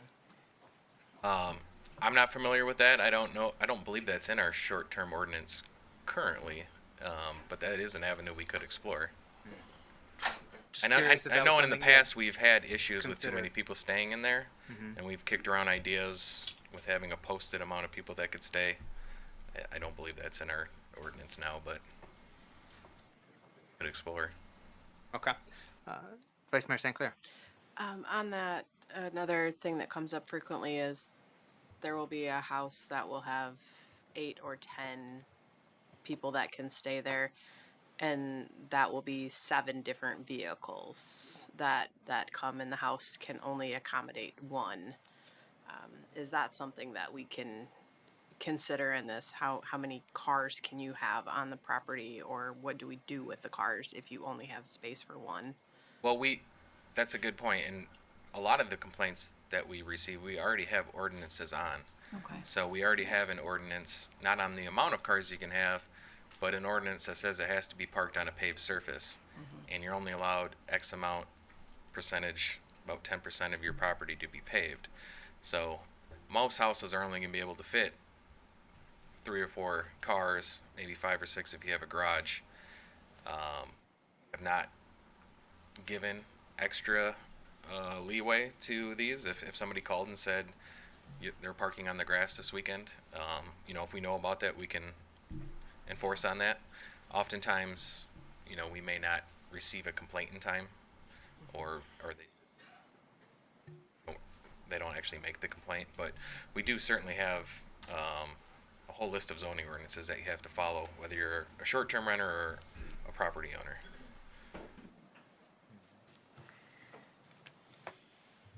Thank you, Mr. Mayor, for bringing the occupancy number up, because that was something I was going to ask about also. So the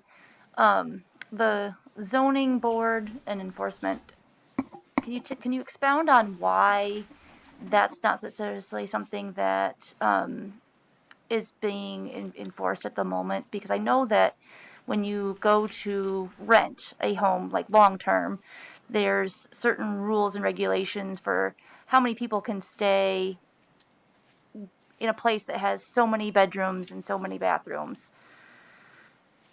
We don't have a zoning ordinance that dictates that, and I don't believe that's in the.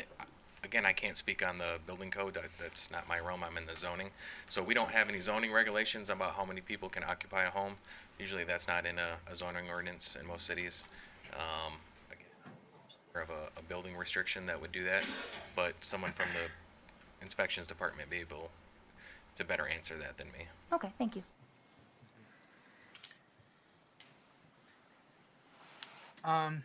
So one of the things as we move this process forward that I would like better understanding on is the circumstances around like hybrids, where you have long-term, short-term rentals, a property that's flexing, potentially going back and forth.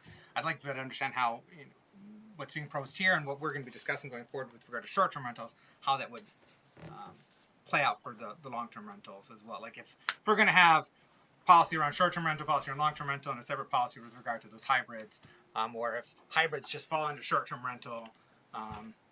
So I don't know. I just need some clarity as we're moving forward as to how we're going to be handling, because again, we're going to be having different fees. A fee for short-term rental, a fee for long-term rental, and the STR fee is higher. So I would imagine if it's a hybrid, we're going to be charging that one higher fee. I'm guessing here. I'm speculating that that's how we would approach it, rather than charging them a short-term rental fee and then if they want to do long-term, charge a long-term rental fee again. Because I believe we are currently treating it that way. The hybrids fall under short-term rental, and they're charged just that fee. Yeah, if you're deciding to go under that 30 days, I think that's what kicks you into the short-term rental discussion. Okay. Regulations. But they'll have latitude to go back to long-term rental as they please. Sure. Yeah, if they don't want to rent for less than 30 days, then they could go back to a long-term. Okay. Now, is that number, the 30 days, in terms of what we identify short-term rentals, is that flexible? Like we can adjust that. There's not a state, definition of short-term is 30 days or less. Like that is up to us to decide what that. Yep, we can decide that. Okay. Because I'm open to us discussing and exploring the possibility of even going less than 30 days for short-term rentals. Of saying a short-term rental is, you say, 14 days or less, or 7 days or less, probably 14 days. I don't know. I'm thinking of like creating an opportunity for we have like visiting professionals that are having extended stays here. They're not just here for a couple days or a weekend, but they're here for a couple weeks. A lot of those cases are going to be satisfied with the 30 day, the month to month. They can just take 1 month. They don't need to. But I'm just curious about creating space, perhaps, for those extended stays. For instance, we have Cytiva that's being the Swedish company is investing hundreds upon hundreds and hundreds of millions of dollars into redeveloping the BASF and the Bayer facility, and that's bringing a lot of people into our community as part of getting that plant up off the ground, and contractors, and they need someplace to stay, and they don't just want to stay in a hotel the whole time, and so they will stay at the short-term rentals, and it could be less than 30 days at a time, and so I don't necessarily want to. I don't know. I'm just trying to create space for that segment of guests to our community.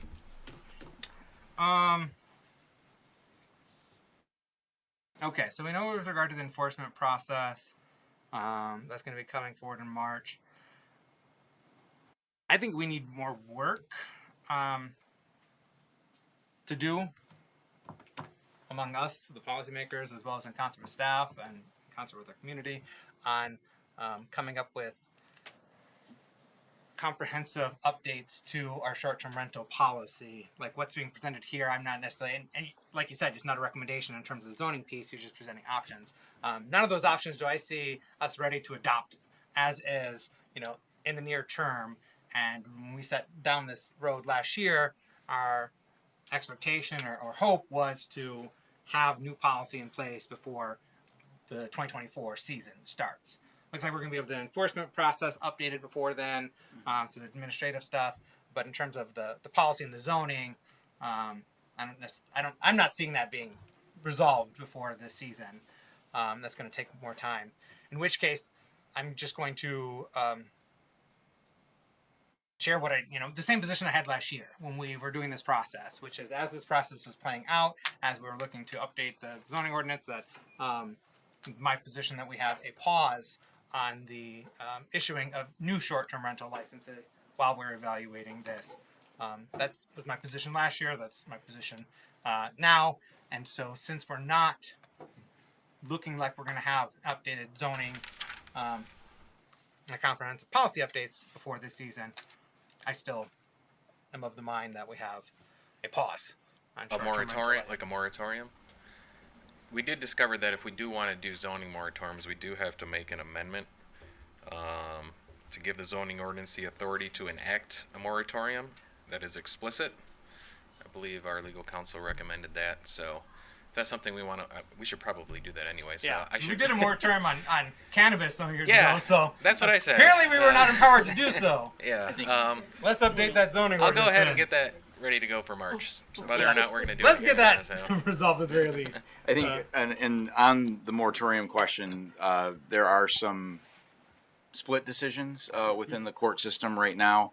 Park Township in Ottawa County had instituted a moratorium across the board last year, and it has worked its way through the court system. And at the December at the Circuit Court, it was thrown out.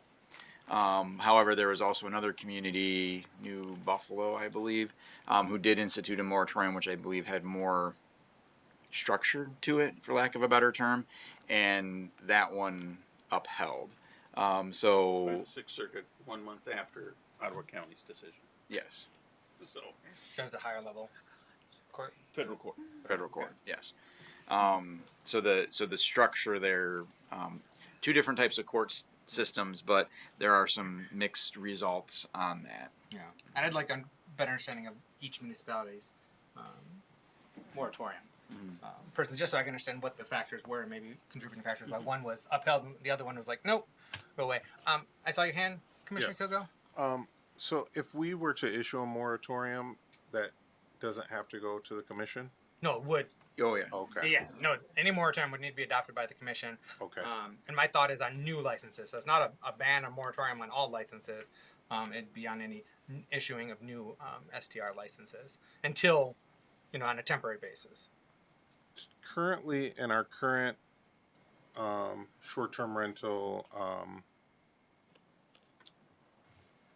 ordinances, is there still the 3-strike policy? That's not in place now? Nothing like Okay. that. Did I see your hand, Vice Mayor St. Clair?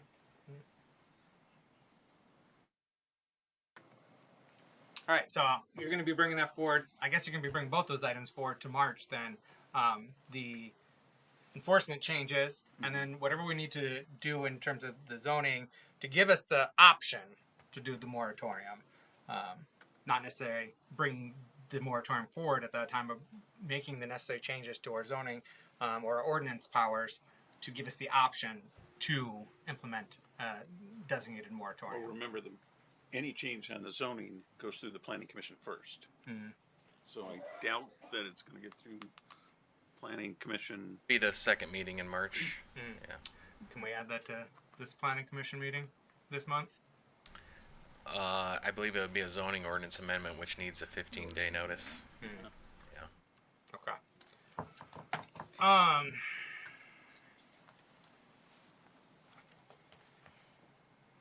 Okay, well, let's get the ball rolling. Whatever the timeline is, the timeline is. And I do want to note one thing on regarding short-term rentals, something that hasn't really been hit on tonight. So obviously we've had the situation at Nelson Place Apartments. One of the locations that a number of residents have been able to find in the community are short-term rentals. So it is filling a need in the community, and I think that is worth highlighting because without having those short-term rentals available this time of year, those residents who were displaced would have a harder time finding a place to go. And a number of the short-term rentals that they're at, those folks have, those property owners have lowered the rents there to allow them to be accommodated on their more limited income. Yeah. So. And that is a reflection of the time of year. Yes, A it unique is. reflection of It the is. time of year. It is. But Right. I just wanted to make sure that was STRs are empty. mentioned. A lot of Yeah. them are empty right now. Yeah. But nonetheless, if any of you are STR operators here who have made your places available to those residents of Nelson Place who were displaced, and you've accommodated them in any capacity, thank you. I appreciate you. Thank you. It is appreciated. Thank you. All right. Is there any other questions or comments on short-term rentals at this time? No. All right. So, Commissioner Cochin? Sorry, one last thing. I just want to thank all of my constituents that reached out to me in regards to this issue, because I know how emotional it can be and how hard it is to deal with an issue and feel not heard. So I wanted to thank you for reaching out to me regarding that issue, and I'm hoping we can find a resolution that works for both sides. Thank you, Commissioner Cochin. Thank you, legal counsel, for being here. It's unusual you're here on a work session evening, so thank you. Thank you, sir. All right. Next item is Apple Avenue corridor improvements. And we have our DPW director, Dan Vanderhyde, reporting out on this item. Welcome, sir. Thank you, Mayor. Good evening, Mayor, Commissioners. Give me just a minute here to set up this technology, if you would. Okay. Well, we'll take a pause while you're doing that. Folks, you're welcome to stick around. If you'd like to go, we're not going to be offended, but you are certainly welcome to stick around for these next two items and then to give public comment at the end of the meeting. We'll just wait for Vice Mayor St. Clair to get back while you're queuing up the presentation.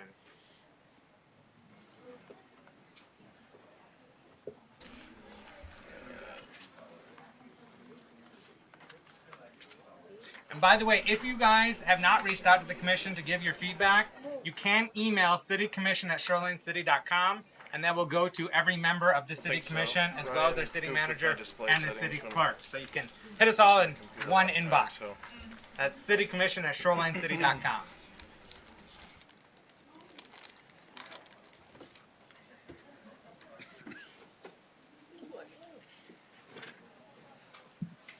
Not an easy issue.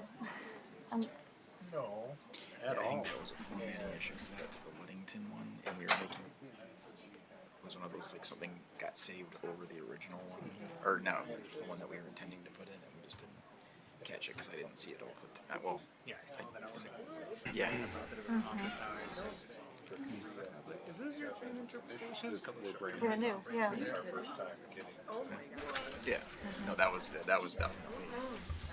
I was kind of surprised. Like, is somebody recommending that? No. I was like, wow. Apparently, I'm not important enough. It's okay. Oh, yeah. so It made me feel good because it'll be interesting. I tried calling downstairs and nobody answered, and I wanted. I agree. I wish we had more time, and And all of a sudden I got that's why when the idea was proposed to the oversight committee, and I heard about it from both a constituent and an STR owner, I was like, oh, this is something that we can agree on. Maybe we can, do that, and then, that would give us an opportunity to, work on it together. And so, and he works all weekend. So it was like, Good discussion. Yes. Yeah. Discussion. Nobody screamed. well, other than that, I job. decided to kind of Prefacing that. At some point in time, I would like to sit down with you and have a discussion about this. when you have time. I just have not had Oh yeah. the time to thumb it out, but we should have a conversation about it. Yeah, for sure. Happy to do so. And hopefully our conversations helped. Oh yes. Okay, good. Yes. Yeah. Yeah. And that's why, like, Yeah. I'm still trying to figure out, like, can I Yes. set up even though you're not up there? Sure. I mean, yeah, you can ask. direct anything. Yeah, you can direct anything to me. Or legal Yeah. counsel. Yeah. Or myself. Yeah. Couldn't finish it. I mean, there's some cities that have the structure that even if the staff member's up there, you're supposed to direct the question to the mayor or the manager. So, and then we direct it to staff. Oh. But we don't. We're not that formal. Thank you, Dave. All right, we're gonna get started. We're gonna resume our work session with our DPW Director Dan Vanderheide reporting out on the Apple Avenue corridor improvements update. Thank you again, Mayor. I will note that our communications manager, Deborah Sweet, will be joining me or stepping in for me at a certain point in the presentation, so just a heads up on that. All right, so this is an update on what staff and our community has been doing with the Michigan Department of Transportation regarding Apple Avenue. So if you're not familiar, Apple Avenue is a state road, M46 it's known as. The state has secured, in part through some of the bipartisan infrastructure law legislation and other methods, about $25 million to upgrade and rebuild M46, Apple Avenue. They are targeting 2026 for a construction time frame for that project. The state moves very deliberately with their projects, and so we've actually been working with them in terms of community engagement and these efforts you're about to see tonight for almost, not quite a year, I guess I'll say about 8 months or so. So a couple things about the corridor before we jump off into it. As I said, it's owned by the state. We recognize that Apple Avenue is more than a road, right? And that's part of what we're here to talk about tonight. It's a corridor. It serves many uses, not only cars, which is definitely the main use of it today, but it also serves public transportation. It serves pedestrians. It serves bicyclists. It probably serves a few other modes of transportation that I haven't thought of right now as well. To reiterate, MDOT owns Apple Avenue, and they will continue to own it when this project is done. They are the designing agency, so the city is simply advocating for our community. We are not in a position to direct MDOT to do anything. We're in a position to ask them nicely to do things that the community has asked us for. We do have some influence on the process. That's not to say that we are without it. In particular, some of the things that we're going to talk about tonight, MDOT would require the city to pay for. And to that extent, we definitely have some influence over the process. So just a little bit of, excuse me, agenda on what we're going to do tonight. So I'll give just a little bit more background on Apple. Deborah is going to take us through the engagement efforts that we did with the community and are ongoing, and MDOT will take the lead on going forward. I'll present the results of a traffic study that was done last year by a consultant, and that drives many of the recommendations that we'll talk about. And then we'll get into a discussion of the things that we need to provide to MDOT at this time and what things this commission supports and is interested in advocating for to MDOT. So Apple Avenue has been pretty much the same as it is today since before 1970. Excuse me, traffic on the west end was substantially reduced, which makes sense when you think about it. When Shoreline Drive was opened, it was opened in phases in about 2001 and 2005. And at that time, the traffic, particularly in the downtown area, really reduced. And then again, also, when the city took back and converted Muskegon and Webster Avenues. In fact, it has gone down to about 5,100 vehicles per day west of Terrace, or PEC. That's based on MDOT's traffic data. And just to give you some comparisons for what that level of traffic involves, Wood Street and Peck Street, south of Apple, both see about that same level of traffic. Muskegon Avenue through the downtown sees about that same level of traffic. And Lakeshore Drive, outside of the peak summer tourist season, sees about that level of traffic. So, although it is a state highway and it's currently built anywhere from 4 to 5 lanes wide, particularly at the west end, it's really not functioning that way. On the contrary, to the other end of Apple, particularly if you were to go east of 31 into the township, it's a whole different story. East of 31, Apple sees about 30,000 vehicles per day, which is on some days as many as the highway itself sees. And if you go that direction, you've certainly experienced the congestion, particularly close to the interchange there east of the highway, I'm sure yourselves. Apple and Getty at their intersection have pretty similar traffic volumes, and that's about 10 to 15,000 cars per day, so right about in between those two values.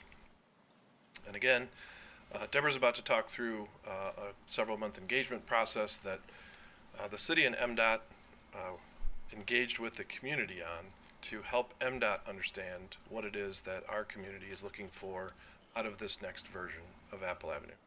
So I'll let her kind of talk you through those pieces. Thank you, Dan. Good evening, commissioners.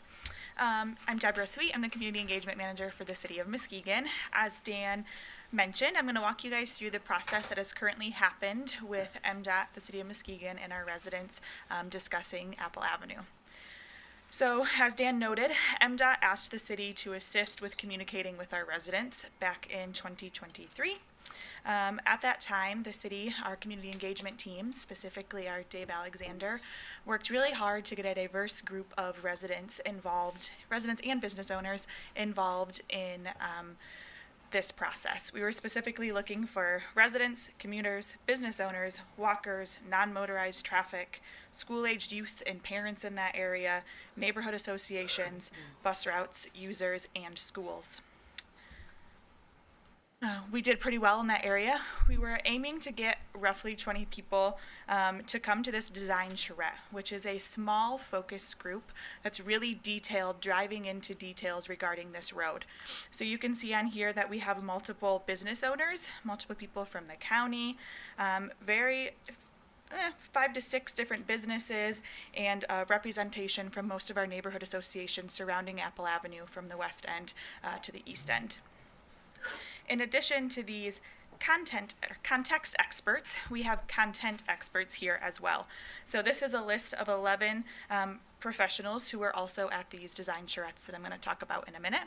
So you see Dan Vanderhyde, Todd Myers, both from DPW team, Jamie Pesch, who's our city planner, Jocelyn Hines, who's the city development analyst, and I want to point out that she is the corridor, she's the contact of the city for the Apple Avenue corridor improvement plan. Myself, Dave, Isabella, and then a couple people from MDOT and a couple of our friends from Progressive and our different traffic consultants. So there were a lot of people in the room who could answer a lot of questions for our residents and have them get answers right then and there when we were discussing these projects. So in July of 2023, we had our first design charrette at the Goodwill on Apple Avenue. We talked for roughly 2.5 hours discussing everything about the project, how residents are currently using it, how they would like to see it used in the future, and some strengths, weaknesses, opportunities, and threats that I'll show you in a little bit. After that meeting, the MDOT, City, and Progressive, the traffic consultants, all worked together to bring together some concepts for that exact same committee to review again. We reviewed them in October of 2023 here in this room, and we talked about the individual plans that were presented with those same group of people and a couple additives as well. The residents got to give feedback, ask additional questions, and then the city staff brought all that back, worked together to kind of come up with a plan to advocate to MDOT of what was important from the city residents' perspective back to them. So in December, that meeting happened, or in January, that meeting happened. In February, which is where we are now, we are giving an update to all of you. moving forward, in March, we're basically going to recap this meeting, the discussion that you guys bring forward today, and share that with the engagement group so they know what's going on and they stay in the loop. And then moving into the later part of 2024, potentially 2025, we're going to be having more large open forum public focus groups or public open houses to discuss this project. We went back and forth about what the appropriate community engagement process was for this, and there's pros and cons to going large first to smaller groups first. We decided with the design charrette process because we wanted to hear as much detail as possible and have in-depth conversations with people. So we are not just relying on the 20 people who were in this meeting, but they did give a lot of input and they had a lot of varying opinions throughout that process. So then our staff will continue to work with MDOT to make sure that the community is heard as this Apple Avenue gets redesigned. So we have a photo from our first engagement session here at Goodwill. It was really great. I'm going to give you a brief recap of what kind of came out of those two engagement sessions. These are big key takeaways here from our community members. So our stakeholders are excited to have a beautiful street. They are really looking for beautification along the corridor. They were very clear that it needs to be safer for pedestrians to use Apple Avenue and to cross Apple Avenue on foot. They advocated for slower speeds. They're desirable for walkers, businesses, and homeowners all up and down Apple Avenue. We had many people from the Bicycle Coalition, or many people who were bicyclers in the group, and they were very, very much so advocated for bicycle facilities or bicycle lanes on Apple. Everyone was very clear that they wanted to make sure that emergency vehicles still had enough space to serve all of our residents in those areas. And they noted that there's too much pavement and not enough green space in that area. And they also noted that the Apple Avenue corridor has been ignored for a long time, and they're excited for change. Here's the SWOT analysis that we did from our first meeting. You can see, I'll briefly run through all of these. The strengths were that we have buildings right up to our sidewalks that would make a good business improvement district area. There's businesses along that area already. The street itself is a community asset to allow people to get to different parts of our town. The Apple Avenue is known to drive people into downtown Muskegon, and we have some good or great neighborhoods that surround this area that are excited and ready for an updated area. Opportunities, they're really looking, there's a lot of space on that road, so they're looking for non-motorized lanes. Most people would really like some street parking. We talked specifically about how residents in that area park on their lawns and how there's some businesses up there closer to City Hall and the county building where people could utilize street parking. They looked at potentially narrowing lanes, again, closer to downtown. They want to make sure that our bike lanes make sense and that they're actually connected to the long-term plans throughout the county to connect to our lakeshore bike trails. There's a right-of-way issue at Ambrosia, and then they would really like to see some beautiful art pieces along Apple Avenue to beautify that area in addition to more green spaces. Weaknesses, there are some problems with a narrow terrace space, snow removal problems, there's high speed in the residential zones, it's dangerous to cross the road, there's a lot of blight in the area, and there's an obnoxious amount of lights or poles, signs, streets, wires hanging all over that area that the residents would like to see cleaned up. Threats, there's some old trees that are causing issues on private property. It was reiterated multiple times that it's not a very safe area for walkers. This was reiterated especially during our snowstorm when we have school-aged youth walking on the side of Apple Avenue during that time. And then again, very high speed limit where people are driving faster than what the speed actually is. So the work group was in favor of designing a road for 30 miles per hour to slow traffic down so people can be safer. I'll stop there, but do you guys have questions about the engagement process before I hand it over to Dan? Commissioners? Any questions? Yes, thank you, Manager Sweet. First of all, I like the idea because this is definitely something that's been overlooked for quite some time. Mm-hmm. Just want to say I'm drawn into it so far, so I just listen to see what else you have to say. Awesome, in the thank you. presentation. Then I'll make comments. Thank you, Commissioner Derman. Commissioner Kilgo? Yes. Thank you, Ms. Sweet. This is my ward. I actually live 2 blocks from Apple Avenue. I'm very glad that the study is being done. it's a very unique stretch of road from city limits to where we are here in downtown. A spot that everyone uses right off the turnpike, Secretary of State, Planet Fitness, Goodwill, that bigger complex, that bigger parking lot. A lot of people use that area. So there may be heavier traffic coming off of the highway right there. People turning left into McDonald's and Home Street, which you can't make a left off of Home Street.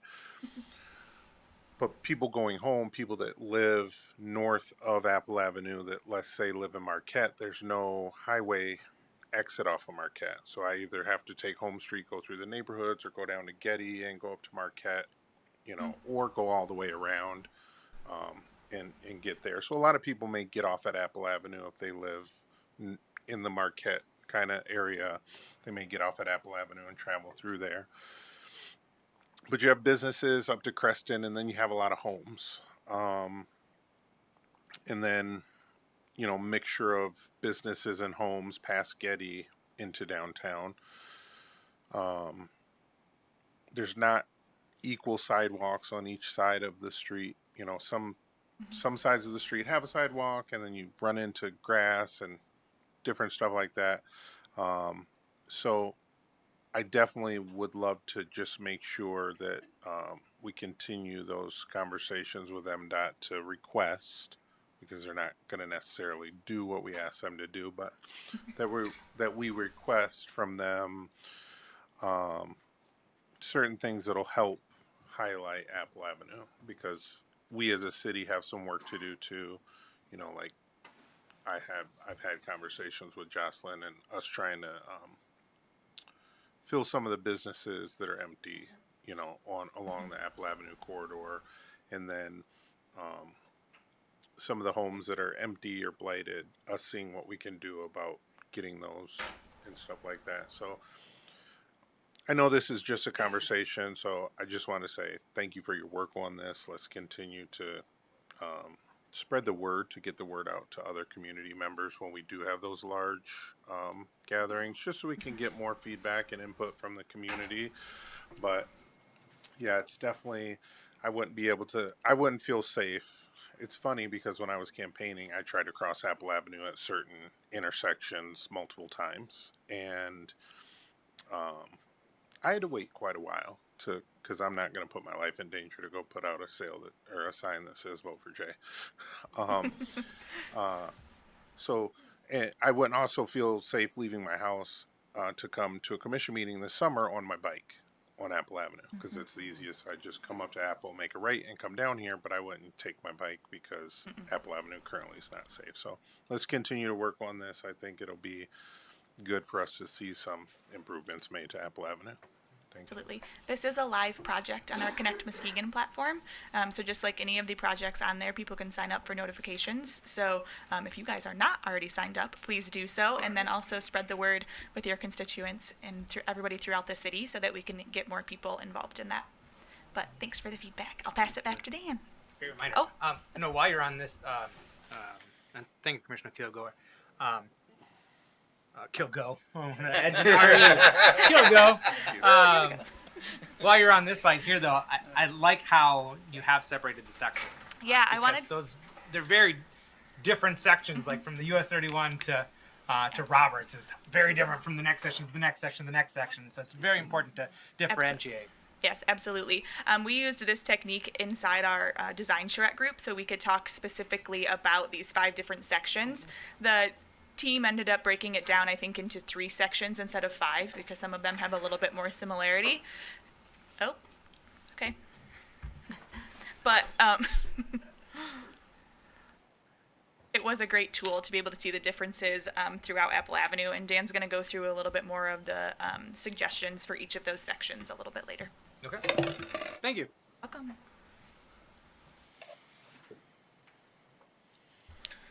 All right. Thank you, Deborah. So I'm going to jump back to this slide and just say this is another piece of information that influenced kind of what we're going to get to at the end of the presentation here. As Deborah mentioned, we had a couple folks from our traffic consultant Progressive at the charrette meetings. They also last year went out and did a very in-depth traffic analysis along Apple in order to support both MDOT and the city in terms of looking at this design in a new way. So I'm just going to talk through some of the the outcomes of that traffic study, and I've got a copy that that will be up on the Connect Muskegon page if it is not already, and I can certainly answer any questions that you may have about it. So one of the I guess most shocking statistics was that they found that the speeds are running about 15 miles per hour higher than the posted speeds, which is quite a bit higher, considering that the posted speed is about 30. We're not going to be section. required to raise the speed limit because of this traffic study, are we? Well, we could potentially be, except that we're about to rebuild the road, and so Okay. MDOT will follow all the rules in that regard. Okay, But no, not in this case. Sort of in opposition to that statistic, I suppose, it was good to note that less than 25% of the crashes involved injuries, and there were no fatalities during the study period that they were able to find. There were a few pedestrian crashes, but again, no fatalities. 2, I believe, out of those 4 pedestrian crashes involved injuries that required hospitalization. 2 did not. One thing they found is that the traffic signals at Sanford, Peck, and Pine, at least as of today, are not necessary and may not be necessary in the future for controlling vehicles. Depending on the level of pedestrian traffic at those intersections, they may help with that, and the consultant has recommended additional summer traffic counts this summer if MDOT is open to some of the recommendations that are based on that statistic. The study recommends reducing Apple to a 2 and or 3 lane section or cross section west of Roberts, and I'll get in a little bit detail, particularly what that means. The Getty intersection would need to look very much like it does today, with left turns, through lanes, and right turn lanes. But away from the Getty intersection, both east and west, and particularly downtown, there is quite a bit of pavement out there, too much in fact, and that's a big contributor to why the speeds are so much higher than they should be. One of the things that the study noted was that if the section was reduced to a 2 and 3 lane corridor, that would add less than 10% additional travel time throughout, and some of that is even due just to background increases in the traffic along Apple as some of these empty or underdeveloped properties develop over time. And this was not actually within the study, but something that our staff noted, which was that Apple was just 2 lanes wide from Jefferson to Pine all of this past summer due to both the Terrace and Terrace and Sanford projects. You maybe didn't even notice, but we had a 2 lane section of Apple through that part of downtown for pretty much all of the summer. It worked perfectly fine from a traffic and engineering perspective, and perhaps even better, I'm not aware of any complaints that we got during that time. So even the motoring public felt that it worked just fine as a 2 lane road in that time period.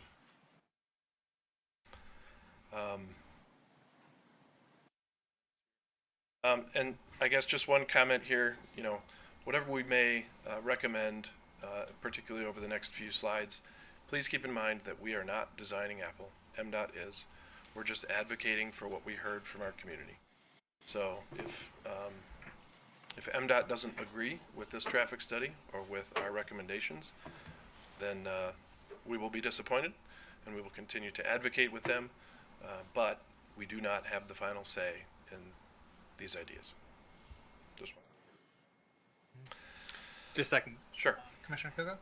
Yes. The study was from when to when? The study was performed in a couple different time frames, but it was March of 2023 was when most of the data was gathered. Okay. And then we're recommending a summer study because remember in the summer we have larger gatherings downtown and when people leave those gatherings, 4th of July, bike time, bigger gatherings that are downtown, some people don't take, Lakeshore, they come through downtown and hit Apple and take Apple out to the highway because let's say they might be going south to Grand Haven or they live in the neighborhoods like I do. They're taking Apple Avenue out. So are we recommending a summer study as well? Because traffic patterns may be different in the summer. The summer additional traffic counts were recommended in a pretty specific scenario. So if the study actually recommends or posits that those signals at Sanford, Peck, and Pine could be removed as a part of the Apple project, and those intersections turned back to either two-way or all-way stops depending on the particular intersection and the pedestrian design and so forth. If MDOT agrees with the study and agrees to investigate that, then the study recommended that additional summer traffic counts be done just to make sure, because a traffic signal is, something like $250,000 to install, and if we don't want to be in a situation where we thought it was good enough without the traffic signal, and then, a couple years down the road we're finding out, nope, we should have put those in, and now we're $1 million or more dollars behind because we didn't put those in as a part of the project. Now I will say that in terms of the events, while they're certainly a factor, we wouldn't design Apple to carry the traffic from any particular event, right? We certainly recognize that traffic volumes in the summer are higher in most roads in our community, and we design for certain characteristics that account for that. But just like when you, say, go to a U of M football game and you leave town, the roads in Ann Arbor are not designed for a football game, though it happens 8, 9, sometimes times a year, right? It's kind of miserable for an hour or two, right? And so, just keeping in mind that although we certainly design our roads for the majority of situations, there are always those things that are going to break the system. So, Thank you. Yes, Commissioner Cochin. Sorry. To piggyback off of Jay's question about that, so I was wondering, do you have an idea of what the maintenance cost of keeping those up there versus the cost of the study? the maintenance cost of the signals. Yes. So traffic signals on Apple would be maintained by MDOT. That's the good news. If MDOT were to follow the recommendations in the study and remove those signals and decide further down the line that they actually were warranted, it's likely MDOT would pay for the installation of those signals. But of course, being a partner in our community, that's $1 million they can't spend somewhere else. So we always want to be, do the best we can up front to make sure that we're all putting the right stuff in, at the right time. So if we were to move forward with the traffic counts for the summer, that's something we'd be paying to collect that additional data, and that's intended to determine whether or not we even want traffic signals at those particular intersections? Yes. Or that the traffic calls for it, because we can Correct. still want them even if the track doesn't call for it, but it's to determine if the flow of traffic warrants them. Correct. There's actually in the guidance document that covers traffic signals and stops and things like that, there's between 8 and 10 warrants, they call them, traffic signal warrants. And MDOT will go through a detailed analysis using some of their own data and some of the data that we gathered as a part of the study. A lot of that is vehicle based, but some of it is pedestrian based. And if they decide that the signals are or are not warranted, that will be their decision. But we wanted to make sure that they had all of the data they might need to make that decision in the context of, perhaps they can come out. Okay. Would that, even though it's controlled by MDOT, that would come to the commission for a determination, or no? Like that's going to be MDOT's solely choice alone. Yeah.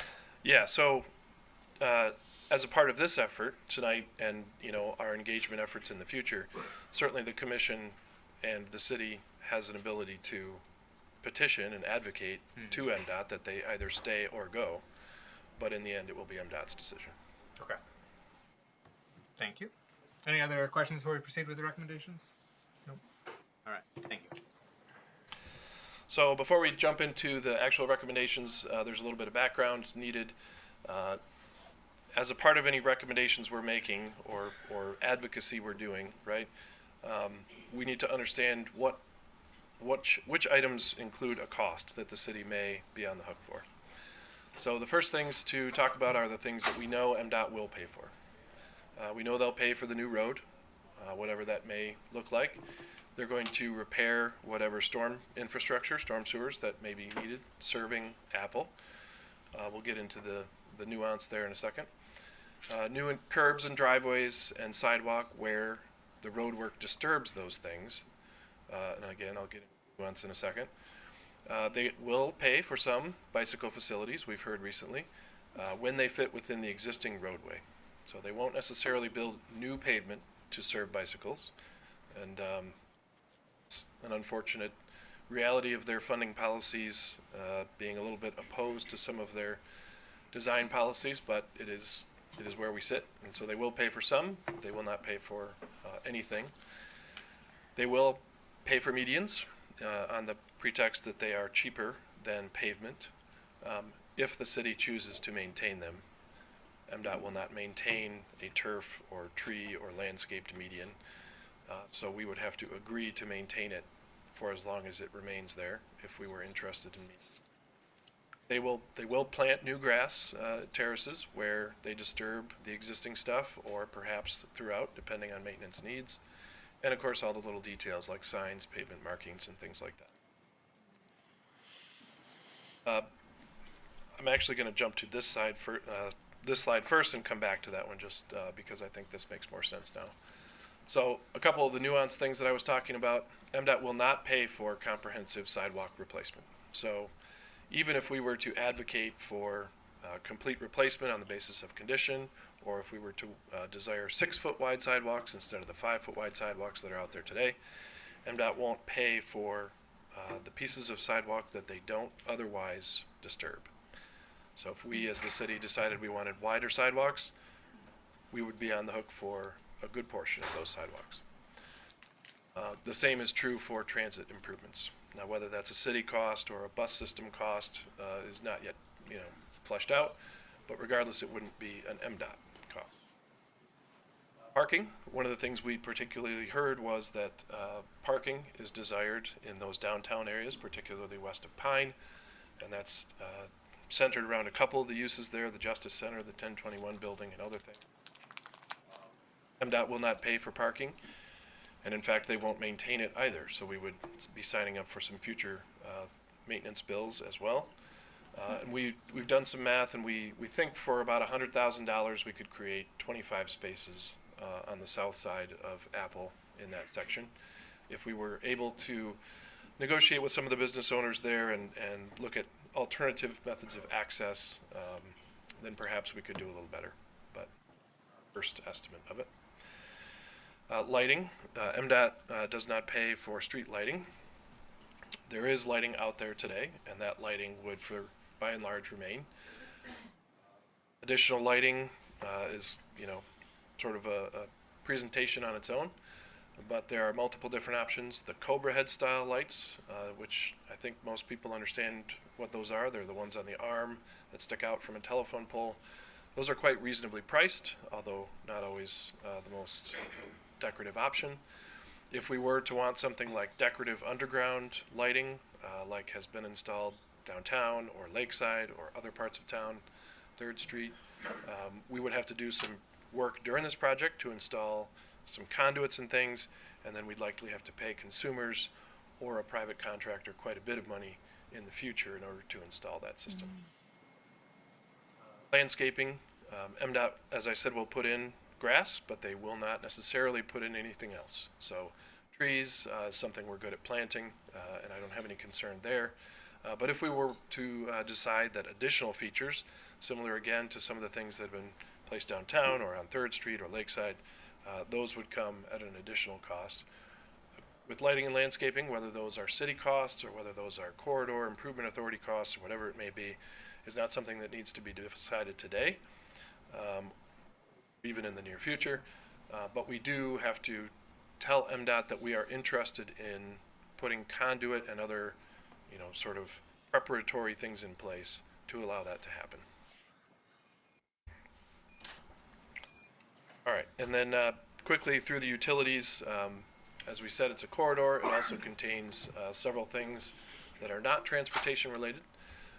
We have about 100 lead service lines along Apple that will be replaced. That has already been budgeted for, contracted for, and we have received 75% forgiveness on through the DWRF, Drinking Water Revolving Fund program through the state. So that is planned and will be done in 2025, 1 year ahead of MDOT's road project. We do plan to replace 2 small diameter water mains in Apple. One from Muskegon to Jefferson, that's a very old and small 4-inch water main. And then 500 feet west of Getty, we need to upgrade a water main to 12-inch from 6. And we estimate those are about $250,000, and those will be budgeted for in the proper fiscal year through the capital improvement process. Same with sanitary sewer. We hired a consultant or a company to go out and videotape all of the sanitary sewer in Apple so that we could make good decisions. And we believe about 3,600 feet of it is going to be replaced. And again, we'll budget about $500,000 for that in a future. Storm sewer, we sent a crew out to video those. They got about halfway through and the camera broke. So they're getting a new camera and they're headed back out there. 2, I believe, or about half that they looked at were in good shape. But there are up to 4 crossings that the city owns that cross Apple. We're talking very large, on the order of 4, 5, 6 feet in diameter. Big sewers that carry stormwater from the center part of the city, mostly to the lake.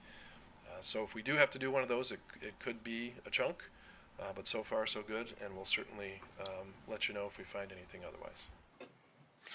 I just want to very quickly. Yep. It's tangential, but you mentioned going to the lake, and I want to make sure everyone is aware of the storm water system. Like what goes down those drains will go to Muskegon Lake. So do not put things down there, chemicals and the like, that goes into our lake. So please don't. Please be mindful. Absolutely, directly to the lake. All right, so combining what we saw in the traffic study, what we heard from the community, and some of the things that we have seen in similar projects throughout the community, and things that we believe would benefit this corridor. We've proposed this framework for things to advocate to MDOT, and I've got some pictures of it, or pictures of the same ideas right after I get through this, and then we'll kind of talk through where we go from here. But again, advocating similar to what the traffic study shows, that there really is too much pavement out there, and in order to reduce the speeds and make it safer for pedestrians to both use and cross, we're recommending going with what the traffic study recommends, which would be a 2-lane section from downtown to Wood Street, and a 3-lane section from Wood Street to Roberts. So that goes all the way through Getty. Again, the Getty intersection, there would be additional lanes to make sure that everyone can get through that intersection. But we can go all the way to Roberts as a 3-lane section. At Roberts, we would go back to the traditional 5 that is out there today. That interchange area, there's just too much traffic to make it work. We're, again, though, recommending that west of there is not enough traffic to make that worth it, and so we believe the road should be sized properly for that. Increasing alternatives to the vehicle-centric transportation that's out there today. Bicycle lanes from downtown to Roberts. We stopped at Roberts, or we think it's prudent to stop at Roberts for a couple reasons. One, although there is a broad plan for bicycle facilities to cross US 31 at the Apple interchange, there is no specific plan. So MDOT does not have anything identified, the township does not have anything identified, and without those pieces in place, it could potentially be, either a waste of money or predefining something incorrectly.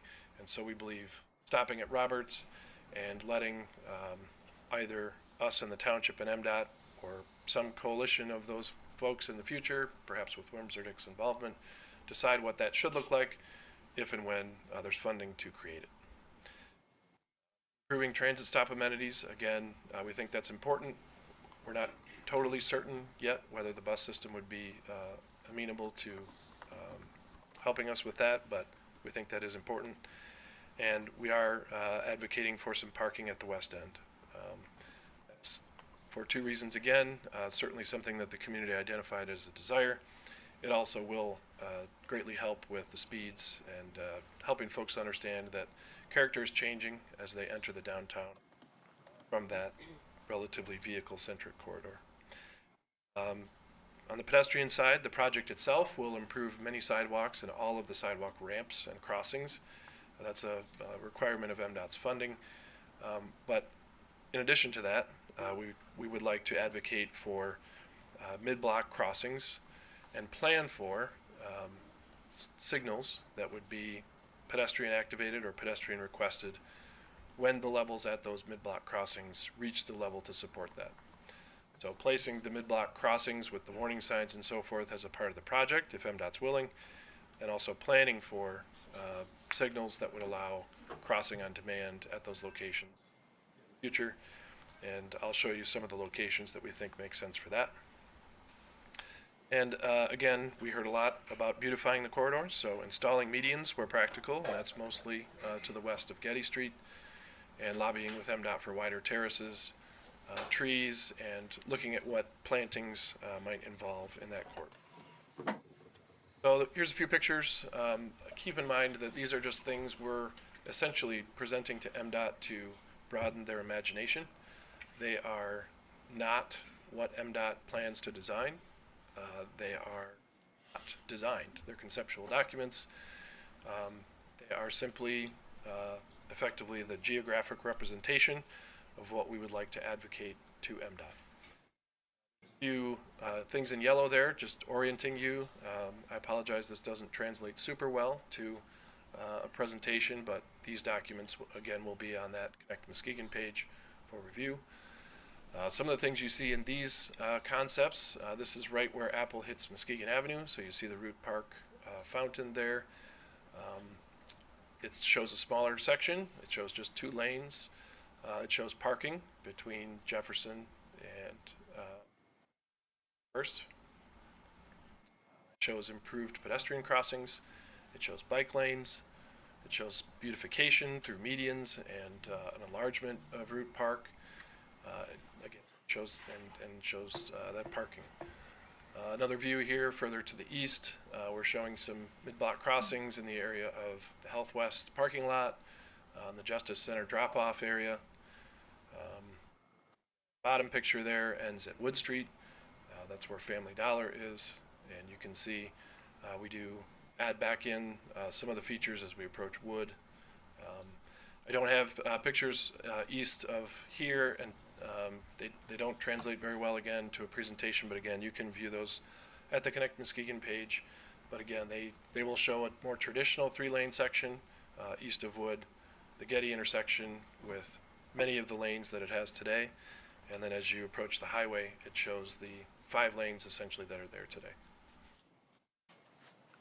So real quick, I'm just going to talk through where we go tonight and from here, and then I can go back and refer to any slides that you saw as we go through questions. So the thing that specifically is needed at this point in the process is a letter from the city to MDOT that says these are things that we as the city have heard from our community and we are interested in advocating for. And we understand that they come with potentially a cost. And we'd like you, MDOT, to begin to design those improvements and tell us how much they may cost. We're not signing up to pay for those things at this time. That would come back and have a separate commission authorization. But we do have to let MDOT know as they enter this design phase what kinds of things they should be looking to design so that they can develop more detailed cost estimates and we can make those decisions. So looking from you tonight and in the near future is guidance on those things. And then we will make that advocacy to MDOT. MDOT then will begin to design the project and they will carry on the engagement efforts. So the city will still be a partner in that area. We will still be present at that table, but the person leading the meeting, shall we say, will shift from the city to MDOT as they work through some of the details of the project and begin to focus in on some of the things we presented here tonight, working with individual residents, business owners, in order to make sure that the project serves everybody's needs along the corridor. welcome any questions or any thoughts and direction you all might have. Excellent. Thank you, Director Vanderheid, and thank you to you and Deborah and your teams for doing this entire process and engaging the community and our neighbors, business owners, and everyone that's affected by the potential changes, so that their input can be taken into consideration for what you have presented here and what we're going to be potentially advocating to MDOT for. The end result here is a reflection of that input, and I think that was an important process and engagement, and there's a lot to like from what I'm seeing in this, and the changes across Apple Avenue and getting it reconstructed as well, and help support some of those businesses over there. But commissioners, thoughts, questions? Yes, thank you, Mr. Mayor. Mr. Vanderheid, just a couple of questions. Parking on Apple Avenue, like down here by the 1021, but are we thinking horizontal parking or slanted parking? MDOT would only allow parallel parking. Parallel parking, Yep. okay. And then the 2 lanes that we would propose to them has a median in between it, like your picture showed on the next slide? Yeah, and when we advocate for that to MDOT, we would simply say the city is able and willing to maintain medians in any areas that you, MDOT, feel they are safe and appropriate. And MDOT will effectively make the right decision in that case because, as I said, a median is cheaper than pavement. Okay. In any case where they have a decision where they can say, we can either put a median here or pavement, if it's safe and appropriate to do so, they would put a median there, and then we would be signing up to maintain that going forward. Perfect. And my last question is, well, 2 questions. One, not focusing on the downtown part, but more of like Getty through Roberts, Getty through Creston area. There's a lot of residential homes right there along Apple Avenue. That's where I live. And you have a lot of trees that are growing over Apple Avenue like this. Does the city do anything to help those homeowners, or if it's between the sidewalk and the property owner's property, it's just on them and they have to maintain the tree? I'm glad you asked that question because it's an opportunity to explain something that I think a lot of our residents would benefit from having explained. So it really comes down to, and this is essentially a property insurance rule, so regardless of where the trunk of the tree is, if a limb falls off of a tree or if a tree falls over, where the tree lands is the person, the property owner, or the entity responsible for taking care of the portion that has landed on their property.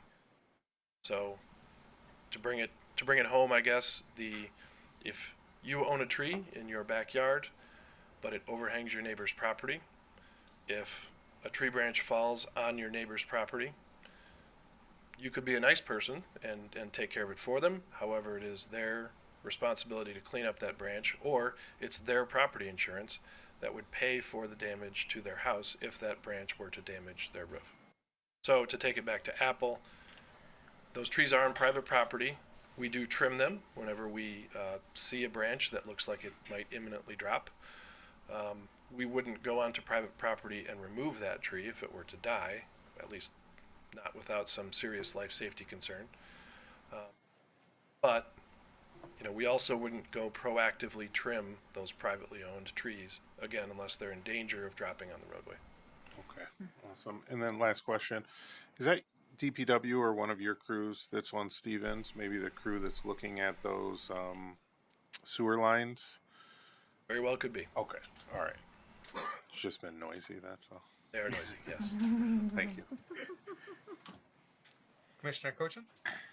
Yes, thank you for meeting with us tonight, Director Vanderheid, and putting all this together. I think that Apple Avenue definitely is in need of a redesign as far as a slowdown and a little bit of beautification. My dad lives off of Apple, technically in the township, but not too far away, just on the other side of the highway there. So I'm very familiar with this area to downtown.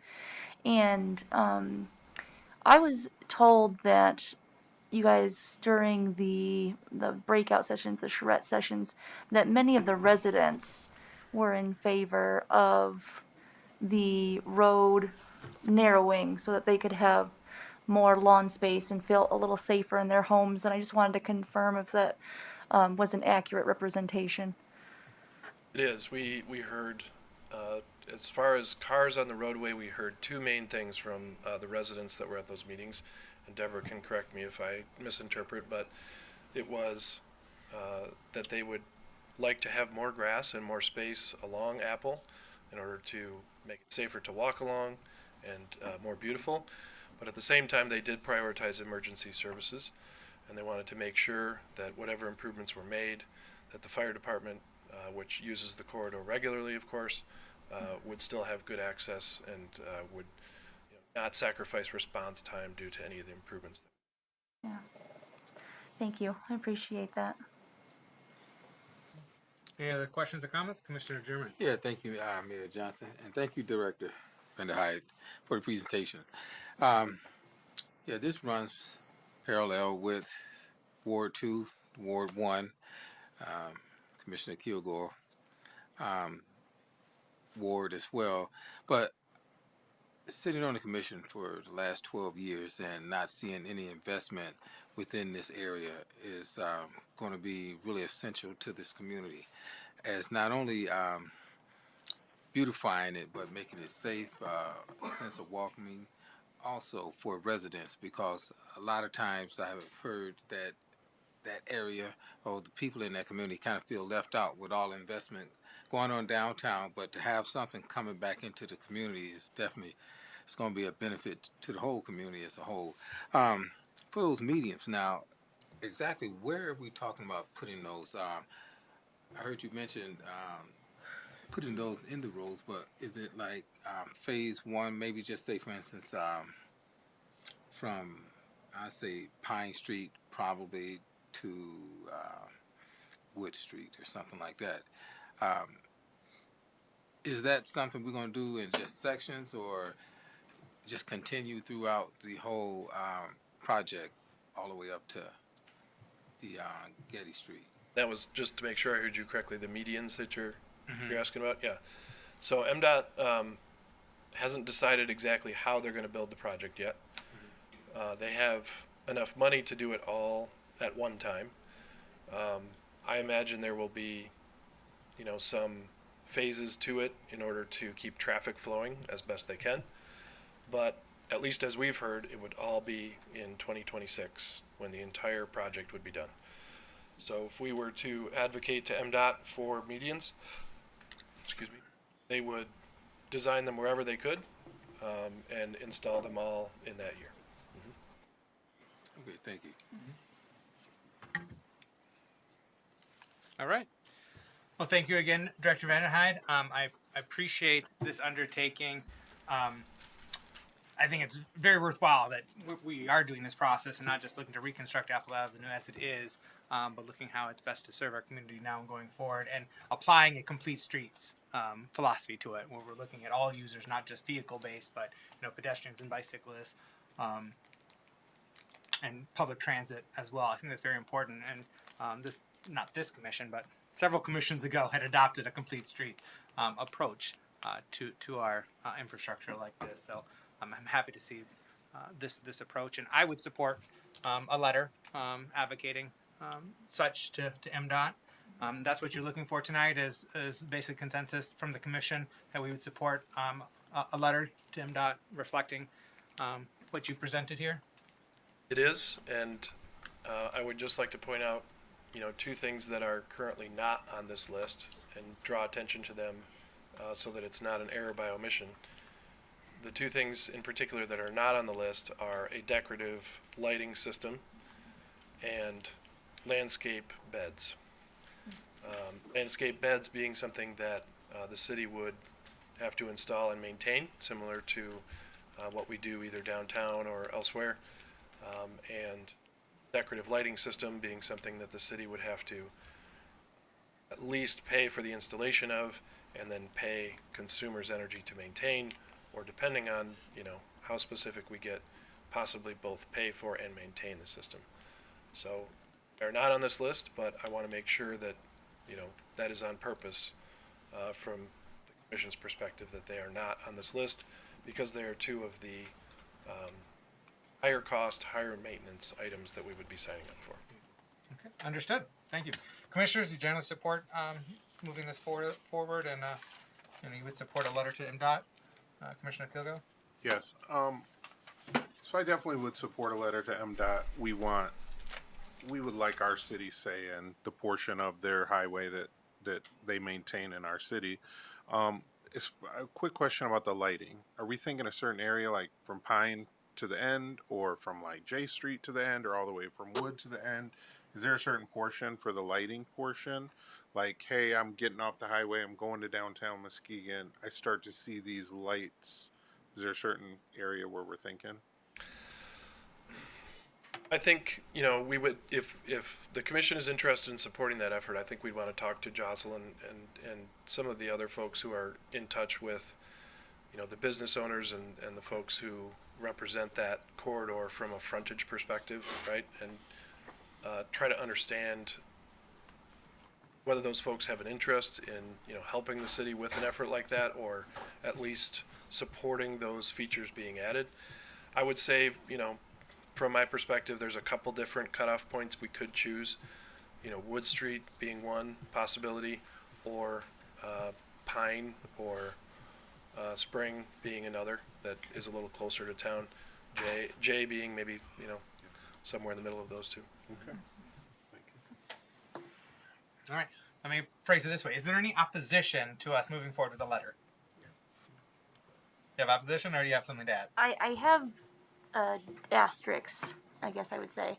I like the plan. I think it's a good idea. I struggle with the study, because my understanding is that's part of the letter to MDOT would be to support that study in the summertime to see about removing the lights. If MDOT is maintaining them and is paying for it, unless somebody wants to convince me otherwise, I don't see why we need to spend city money to do that study.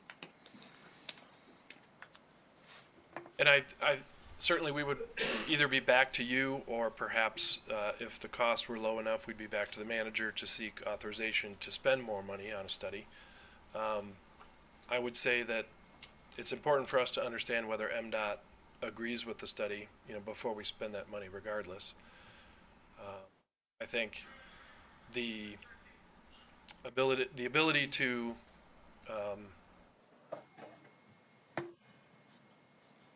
if the signals get installed as a part of the project, then they will be there until the next time, MDOT gets this kind of transformational money for the corridor. As staff, we think that the character of the road, particularly west of Wood Street, really, like virtually the rest of our downtown, doesn't support the need for traffic signals. MDOT may disagree with us, and that is definitely a possibility, but we do believe it is worth, doing that extra bit of investigation, probably on the order of a few $1,000s, in order to confirm that is the idea. If MDOT offers to pay for the study, I will definitely take them up on it. I would too. But if they don't, I do believe that it is worth the few $1,000s that would probably cost to do that extra effort. Thank you. Okay. Thank you, Director Vanderhyde. All right, final item on the agenda, water affordability grant application. Public Works. Hey, you're not going anywhere, Director Vanderhyde. I'm not. And you can kill the technology if you would prefer. I don't plan to present anything on this one. How many questions you gonna have? It should be pretty quick. Yeah. All right, so this is an item for bringing to your attention, commissioners and mayor and the community, that staff is planning to apply for a water affordability grant. So this is a program that the state of Michigan has made available recently and with a short time frame. It is due next week. This is a grant that is designed through the My Clean Water program, which is effectively the state's lead abatement program in the drinking water world. As an outshoot of that, they had I believe it was 3 years ago, put out a grant similar to this with a much larger pot of money. And many communities in Michigan took advantage of it. Only a few of the communities that took advantage of it implemented a water affordability program in the sense that we'll talk about it, namely Detroit and Kalamazoo being the two most notable. But what the grant, as we intend to apply for it, will do is allow us to hire a consultant, and the consultant that we would like to hire has offered to help us with this grant application. We would hire Prina Newhoff likely as a consultant to prepare a plan using these grant funds that would effectively recommend ways that the city could implement a water affordability program. So that's a little bit speak around, but effectively it would design and recommend a framework under which the city could implement a program that takes into account folks' ability to pay for their water bill and set up assistance programs centered around certain metrics and eligibility components and help those folks pay for water if they're struggling to do so. Our deputy manager, Mike Zell, investigated this back in 2020 and 2021.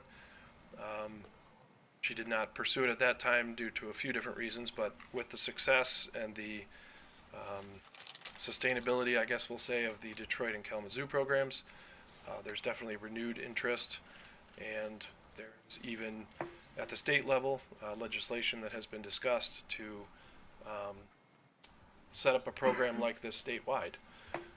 This grant application would allow us to develop a program specific to Muskegon, rather than, if the state were to implement some legislation, be required to enter into that program.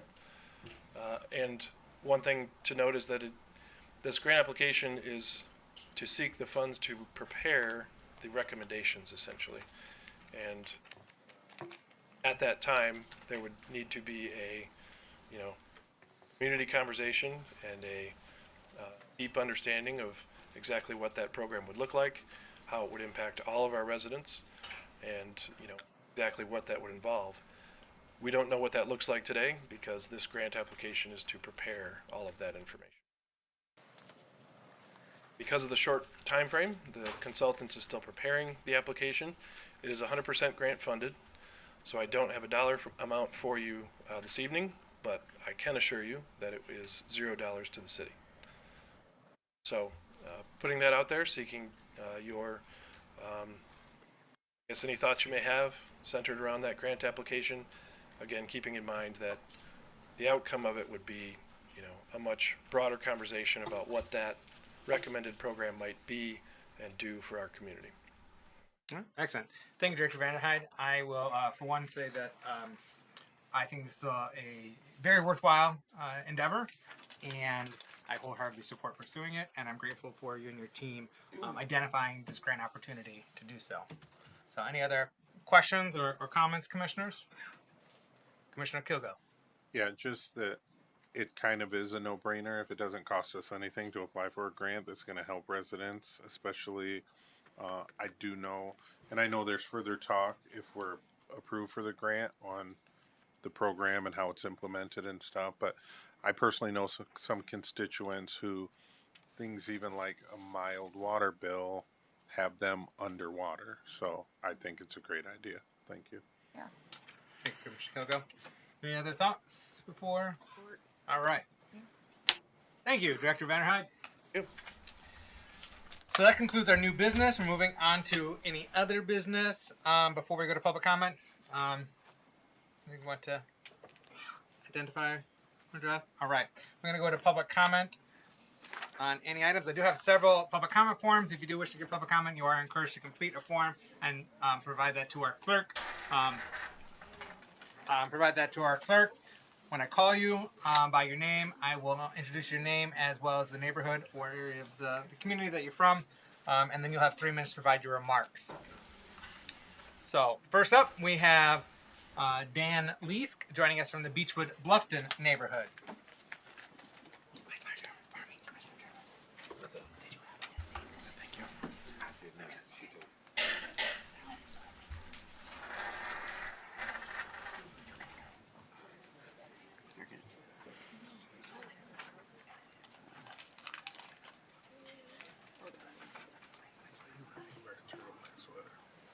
Sorry, don't. It's always hot here.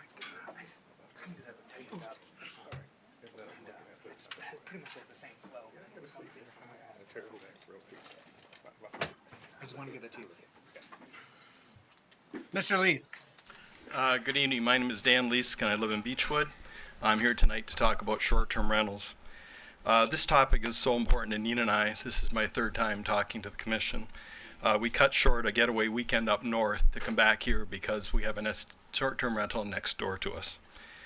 2 weeks ago, just 2 blocks from us, there was an out-of-control 50th birthday party on Bluffton Ave. There were over 50 people in attendance, with many vehicles parked on both sides of the streets. Fights even broke out on the front porch, and the police were called to break up the event. There must be increased enforcement of laws, along with significantly larger monetary penalties for those who are in violation. Nina and I now find ourselves asking, will the next big party on an STR be directly next door to us? This really impacts our peace of mind. You can tell you will never truly know the impact STRs have on your quality of life until there's one right adjacent to you, as we now have. We bought our home 10 years ago, and never ever did we think we would be living next to a micro hotel, with different people coming and going 24/7, potentially each and every day, but this is where we are, and we need to live with it. We are so concerned about our property value long term. Do others really want to live next to an SDR, or will they pass and buy another property? We regulate liquor and cannabis licenses. We should be doing the same for STRs. I feel by doing this, it enhances competitiveness while helping prevent oversaturation of the STR market. As we sit here tonight, I can think of 2 more STRs that are currently in progress. The one being right next door to the party place from just 2 weeks ago, while the other is just down the street, a brand new home being built right on Lakeshore Drive across from the yacht club, with a sign out already advertising their VRBO, even though it isn't finished. We must have some type of limits on the number and density of STRs we're allowed in our community. We cannot continue in the direction we are currently heading. It is ruining the fabric of our neighborhood and our community culture, which is why we live here and call it home. I am willing to work together with those who may have differing views than myself, so we can better serve this wonderful community of ours. We need to begin to work together towards a solution which benefits everyone as best we can. As an example, Ed Bodman and myself have sat down over coffee to share our thoughts and ideas in a civilized fashion, as we both care deeply for our community. Though we may have differing views on STRs, we know there's a solution out there somewhere. We need more Ed Bodman type of proactive STR management to become the norm for the STRs, much different than the one next door to us, which so many issues. By having engaged STR owners who are active in our community, who freely share their local contact information with immediate neighbors while being the first on the scene should an issue arise. I'm offering my time and efforts to help close this issue. As Dorothy once said, there's no place like home. Thank you. Thank you, Mr. Leask. Next up, we have Nina Leask, joining us from Beechwood Bluffton neighborhood. Hi, I am here to talk about short-term rental. I've personally spent over 200 hours in the last year researching this topic. As an engineer with an MBA, data is my friend, and business cases are my life. STR growth rates in Beechwood alone, want to talk about that? 5 years ago we had 1, today we have 16. In the last 3 years, 67% of our sales became short-term rentals. 67 in 3 years. 2 other homes sold, and they were short-term rentals that were listed by a firm in Birmingham and sold as short-term rentals to someone else. They never went on the market for the realtors here in this room. A Muskegon realtor never benefited from the sale of those 2 homes. As we sit here today, Dan mentioned that there's a new one being built, brand new, vacation rental by owner, and it's indicated with a phone number for reservations. You can see that these are facts. These are facts about how out of control the situation is. The city data showed that we had 56 registered STRs in BB&A. I personally went out and looked and researched everything. I spent about 80 hours doing this, and I found that there were actually closer to 103 just in our BB&A area. I looked at that, and only 30% are owned locally. 70% are not owned locally. As you've already heard and will continue to hear, that there's many aspects of STRs. It's very emotional. It needs to be tighter. We need enforcement because having some of these is not fair to the Ed Bodmans and the Steve Borgeses who are doing this properly for all of these operating, Jeff, illegally. Supporters claim that there's that that's good for the economy. Let's talk about that for a minute. Consider money spent on gas, groceries, eating out. Short-term renters are here for 3 to 4 months. Full-time residents are here for 12. Think about, yes, short-term rentals pay accommodation taxes. That goes to the county. You talk about the homesteading tax. I learned that actually goes to the schools. We citizens pay a 1% personal income tax that goes to the city. In BB&A, your housing study showed that 25% of our homes are short-term rentals or seasonal. That means 8 to 9 months of the year, you are having 25% income revenue coming from those houses. Think about the services. That means the doctors, the dentists, the financial partners, the lawyers, the hairstylists, the dry cleaners, and the volunteers. None of those are short-term rentals. So we need our full-time residents to help us to continue this. We need a balance. Thank you, Nina. Appreciate you joining us this evening.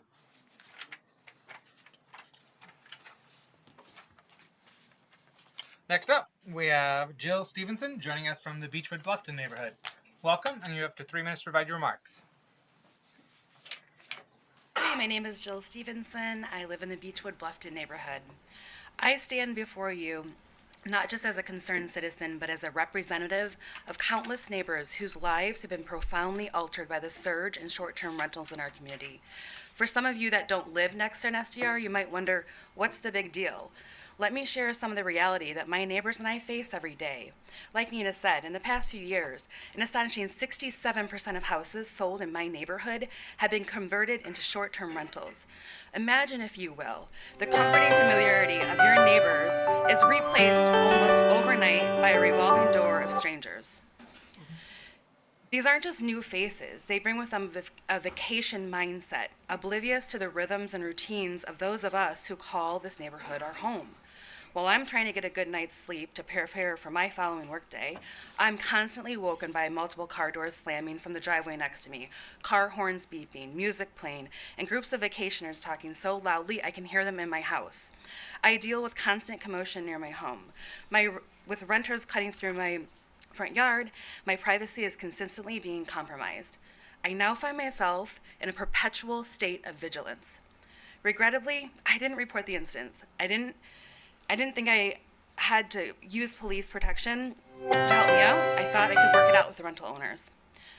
While I'm grateful for many of the staff recommendations in the proposed plan, we need to ensure that enforcement mechanisms are put in place to hold STR owners accountable when their businesses cause disruption.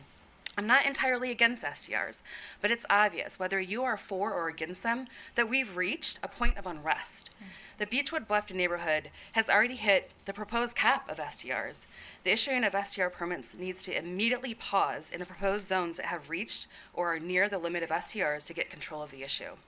In closing, I ask you to envision your neighborhood transforming in the ways I've described. Imagine the impact on your quality of life, your sense of community, and your right to peaceful enjoyment of your home. I ask for your empathy and your justice to address this issue, not just for my neighborhood, but for a matter of broader community well-being.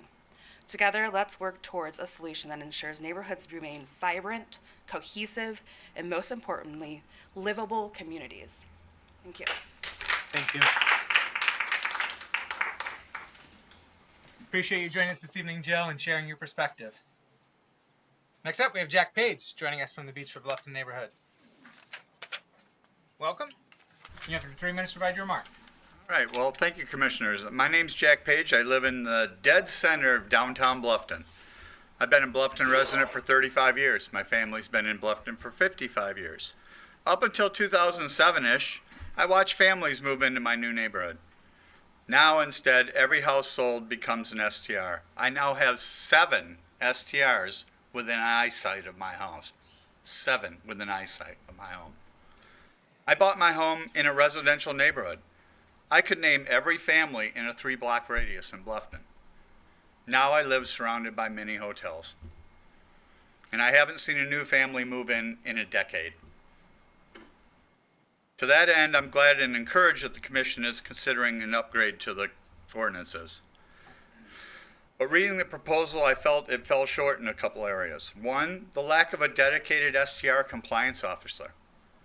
I believe to improve compliance and enforcement of STRs, the administration should consider a dedicated STR position. This position could be funded through an increase of a larger than what the staff suggested, and that also helps to allow local residents even a chance in bidding. How does that happen? Well, because with a rise in that local STR fee, it knocks the algorithm out of basically the hedge funds who are targeting our low-hanging fruit in our neighborhood.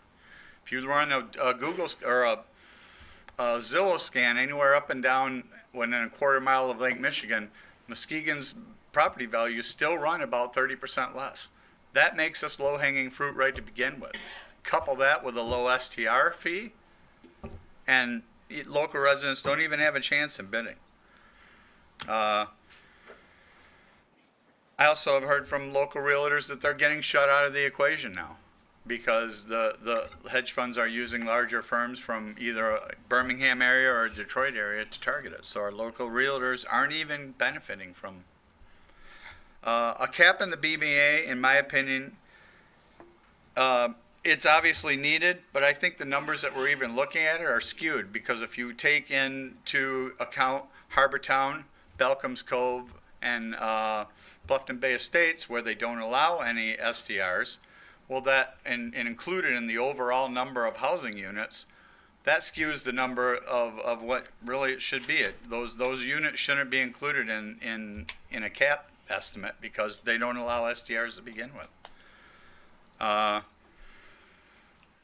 If this process is going to take more than 3 months, I would request a moratorium on any new licenses. Because if we don't put in a moratorium while we're figuring out what the ordinance is going to look like, 6 to 10 more units are going to turn over in Bluffton, and that's just based on historical fact. My last thought is please provide relief. I'm losing good neighbors to this growth. Thank you, Mr. Page.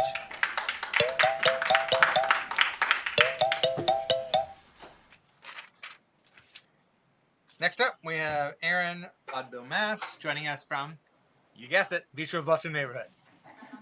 Welcome, sir. You have up to 3 minutes to provide your remarks. I have no comments on the STRs. I'm here about Apple Avenue as a member of the stakeholder group. Change the topic. And talking about long-term funding for better streets and transportation in general. I have a little gift. Just want to start off with a thank you. We bought an electric car. It wouldn't have been possible to do it because our house is 60 years old and doesn't have the right service to have a charger in our house. So we spent about 3 months charging at Pure Marquette. I told the mayor this.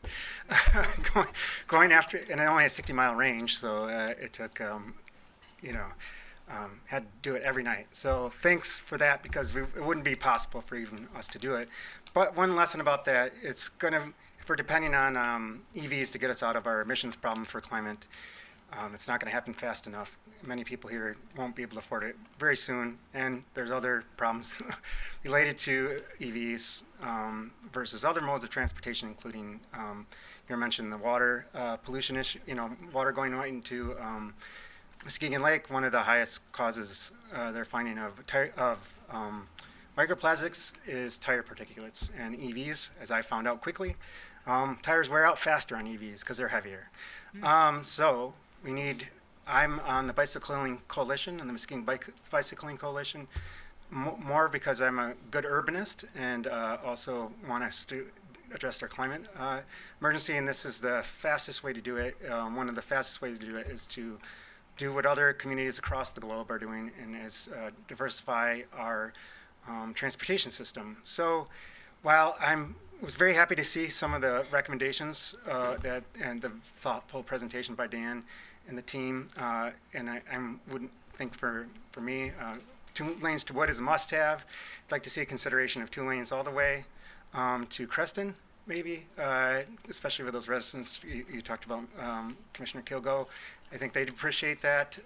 I also would like to see consideration of 10 to 9 foot lanes.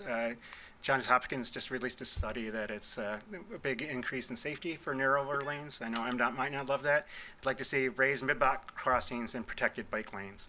But I know some of the things that we want cost money, and there's a lot of things in our streets that cost money because we don't have local road fundings. And in the master plan, and the Bicycling Coalition prepared this letter that I'm going to hand out in response to the master plan saying, Manager Seathrift mentioned research and rip-off. Other cities have approached this. Ann Arbor's got a climate millage that works on sustainable streets. Grand Rapids has done a sustainable streets task force, so I'm asking the city to create a sustainable streets task force to look at how we get funding for our roads so we can do better road funding, better bike funding, better transit funding, green infrastructure, including that we could do along Apple Avenue, all these things to make it more livable, vibrant, and sustainable. Thank you. Appreciate you joining us this evening, and always being a resource and partner.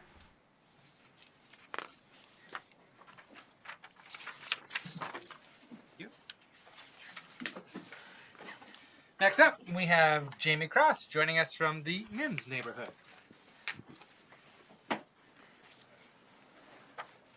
Welcome. You have up to 3 minutes to provide your remarks. Thank you. I'm going to deviate also from the STR topic. And I'm sorry, this went a lot later. I was going to come thinking this would be the shorter meeting, but it is not. So I actually am going to talk a little bit about SAPI tonight. Last week, there was a Zoom presentation by Eagle, hosted by the Muskegon Lake Watershed Partnership. And I really appreciate what they did to present. And I did see some of your names, so I appreciate that also that you were present. And I have to say the site, after watching that, is pretty scary. And I would encourage all of you to watch this presentation. I think it's really important to understand some of the things that is going on with this site, especially when you hear the term due care obligation. It's a term, and the term is being used to talk about how we mitigate exposure to contaminants. It's not about cleanup. So due care obligations is a mitigation to exposure. It is not a cleanup. So at this time, and because of the way this works is the owner of the site did not create the problem, so they have no responsibility to clean up the site nor monitor. So again, thinking about what is really important here. And I'm just going to talk about Norton Shores for a minute. Right now at the airport, there is a groundwater plume with PFAS that's moving. And there are residents in Norton Shores that have drinking water wells. And those drinking water wells will now be converted. They'll be hooked up to city water. So what happens if our drinking water system we cannot use the drinking water system because it's contaminated with PFAS? Lake Michigan is our drinking water source. Muskegon Lake connects to Lake Michigan. I'm just asking you all to be very aware of this, and I think we need to do more than due care obligation for this site. And you as the gatekeepers are the ones that can help make that happen. Let's try to figure out how we can get that site cleaned up more than just the due care obligations. I look to you, the commissioners, to make sure that our community is safe, not just for today, but our future generations that have lived with this pollution for over 100 years now. So I thank you for what you do, and it's not just the PFAS, as you know, there's so much more. And but you can get the presentation off the Muskegon Lake Watershed Partnership along with some of the Eagle contacts. So if you have questions, this is where there is a good place to go. And I can share that with Ann too, the link, and she can share it with you. Thank you for your time. Thank you, Ms. Cross. Always happy to have you join us here. And so this is the final sheet that I've received. If you do wish to speak, please give that to our clerk. After I get to my final sheet, we will be going to the phones.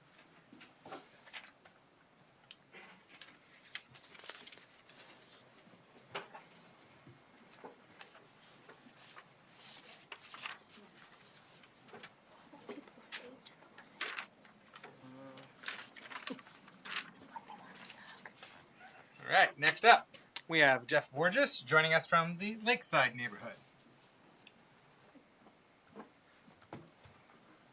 Welcome, sir. You have up to 3 minutes to provide your remarks.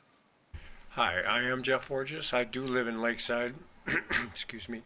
I do own a house on Beach Street, right across from Margaret Drake Elliott Park, or what used to be called Spider Park. Can't really call that anymore. They took all the playground equipment out.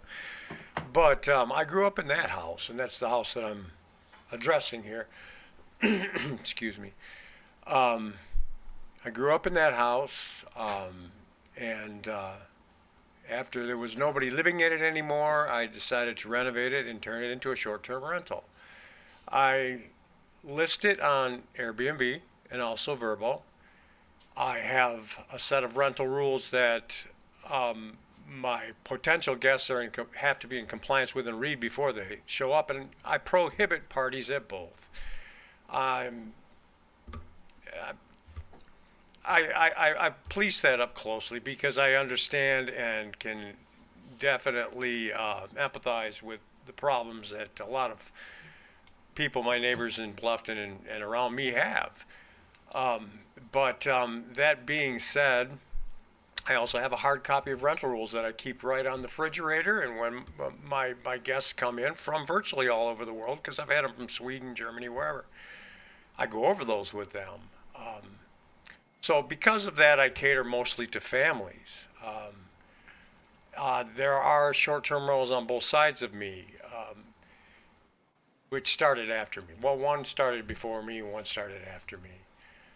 So I do understand the problems, and I can empathize with that. I am in total agreement if there would be something to be done with corporate entities buying up properties for the sole purpose of turning them into short-term rentals, even if they're long-term, just they're not going to live in them. And I do see the problem with that, which is causing a housing shortage. But my big concern really is that I'm in compliance. I've never had police called to my place. I don't want to be punished in any way, particularly in the increase in registration. I stop at I keep all kinds of pamphlets for the city of Muskegon. It may sound cheesy, but I'm really kind of proud of the development that the city is growing for the first time, has been in the last, I'd say, 20 years. You know, there used to be a time when you could hear a pin drop on a Saturday night downtown on Western Avenue. That's not the case anymore. So I keep pamphlets for everything, all the activities and events, from festivals and everything else that go on the coffee table. I have a lot of return guests that come back to the city because they love it. And So I think from a marketing standpoint, I'm helping. So that's all I got. Thank you, Mr. Borges. Appreciate you joining us. Next up, we have Ed Bodman joining us from the Beechwood Bluffton neighborhood. Welcome, sir. You have 3 minutes to provide your remarks. Thanks. I didn't plan anything, but just a few comments here. Thanks, Dan and Nina, for your kind words tonight. You know, we do try to promote this community and put a good light in front of it, and we do that with short-term rentals every year. This is my 11th year hosting, and we've never had a police call. We've had thousands of great stays. Specifically on the fee increase, I didn't hear any dialogue amongst the commission tonight about, like, what are we getting for that? Just because other communities can charge more, there didn't seem to be any justification from the police reports or compliance from Safe Built. So I don't think that solves anything by raising fees, because if we're going to do that, it's really just going to get passed on to the traveler, and we're going to compete with somebody down the road, and maybe they'll travel somewhere else because of it. I don't understand the justification and I hope that you talk more about it. And then on the moratorium, I stand against that for a couple of reasons, because a couple examples. One, someone in my neighborhood approached me last year and said, hey, our parents died, we have this house, we have this estate, we don't know exactly what we're going to do. One of the kids might move here, but we don't know how we'll facilitate that, and we might use short-term rental to move there. That's a great example of how, if there was a moratorium, that would cut off that family's opportunity to enable that legacy property to stay amongst people who have grown up here. And then my example, and I did grow up here as well, I was gone for 38 years, but we bought our place and short-term rented while we facilitated our move here until retirement. And I'm still not retired because I'm doing this this is my retirement gig, so to speak. So anyways, we use short-term rental to facilitate moving here, and we would take that away as well if we put a moratorium out there now in the short term. So I'm really against that, because I think that it's throwing everything out by taking that step. And then I guess the last 4 years, there's been somewhere between 16 and 20 houses sold in the Bluffton Beechwood area by a local realtor, gave me those numbers. That's not very many properties, and so we're talking about regulating something that is primarily the passion of folks down here. And I have tremendous empathy for anyone who has a party. That's the last thing I want. Certainly the 4th of July, we all tolerate a lot of fireworks and who knows what down there. But nonetheless, I just don't, I'm not sure it's as big of an issue unless you're one of these half a dozen or dozen people here that have something next door. And I really, I empathize with them. I don't know what that answer is, but it just doesn't seem like the answer. And then lastly, if you're going to legislate anything to stop parties at short-term rentals, I suggest you place an ordinance against glitter, because glitter is the #1 reason why we have issues in our short-term rentals. Thank you, Mr. Bod. I wasn't expecting that. That closing remark. Glitter bombs. It is. Yeah. All right. Next up, we have Chelsea Case joining us from the Beechwood Bluffton neighborhood. Welcome. You have up to 3 minutes to provide your remarks. Thank you. I'm a new face. It's the first time that I've spoken to everyone about short-term rentals. My husband and I, we manage and own a few short-term rentals in the Bluffton neighborhood. We moved in a few years ago, and it was because of STR that we were able to facilitate a move, much like what Ed was just describing. I guess I'm up here to kind of add my face to the list of people that very much care about the community. And a party at one of our short-term rentals is very much a nightmare for us. We actually make it a habit, if we have a gut feeling about anybody that is renting from us, we'll walk our dog around and just make sure that everything is okay. 9 times out of 10, it's usually fine. Usually the house is quiet. One time we did notice there was a lot of people there and music was starting to amp up, so we did ask that they vacate the premises. So it is a huge headache if anything happens like that for us. And that's pretty much all I have to say about that. So thank you very much for this opportunity. Thank you. Appreciate you joining us this evening. So I'm down to my final sheet. Any other outstanding sheets? Or anyone that has not given comment that would like to do so? All right. Before I call you up, sir, I want to let folks at home know that you will be able to phone in very shortly. So get ready. That phone number is 231-724-6721. Oh, it's missing one? Okay. Yeah. I thought I saw her name, but I am not. All right. Got mixed up with the completed ones. So I'm going to, excuse me, sir, I'm going to call on Miss Holka. Nancy, joining us from the Beechwood Bluffton neighborhood.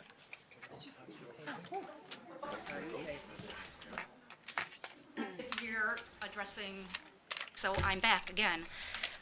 According to the U.S. Census, the average household size for the city of Muskegon is 2.36. In my neighborhood, the most I've seen is 5 people, mom, dad, 3 kids. Certainly not the 10 or 20 people that have been jammed into short-term rentals. I bought a house in an R1 zone neighborhood with neighbors, not in a commercial motel district. Our neighbors look out for one another. We help each other out. We look out for our elders. Getting surrounded by these short-term renters and our neighbors disappear. My mother has fantastic neighbors, but now she has a short-term next to her too. And we have to be concerned about strangers constantly coming and going and people getting drunk and partying and her safety. Plus there is a fire pit pretty near her property line, and there's trees there, and her house is pretty close to the property line. The houses are pretty close together there. There's a fear that there's going to be a campfire that's going to get out of control because the renters probably are not likely to be as careful as owners are. People are here on vacation. They're not neighbors. They roll in every 3 days and are excited and noisy. They are having a good time. They're not concerned what's going to work the next day. Not everyone that comes is obnoxious, but we feel that anxiety every 2 to 5 days when that new group comes in. Are they going to be noisy? Are they going to be coming and going all the time? Are they going to be parking in front of our house and coming and going all the time? They're going to have these fires, these fireworks, these parties. It's just that constant anxiety. Yes, residents might have a party once in a while, but not every day, all summer long. For those who can afford to live in associations such as Harbor Town or Terrace Points or the other new developments, they don't allow short-term rentals. They have restrictions. We can't all afford to live in an association. The rest of us rely on the protection of zoning.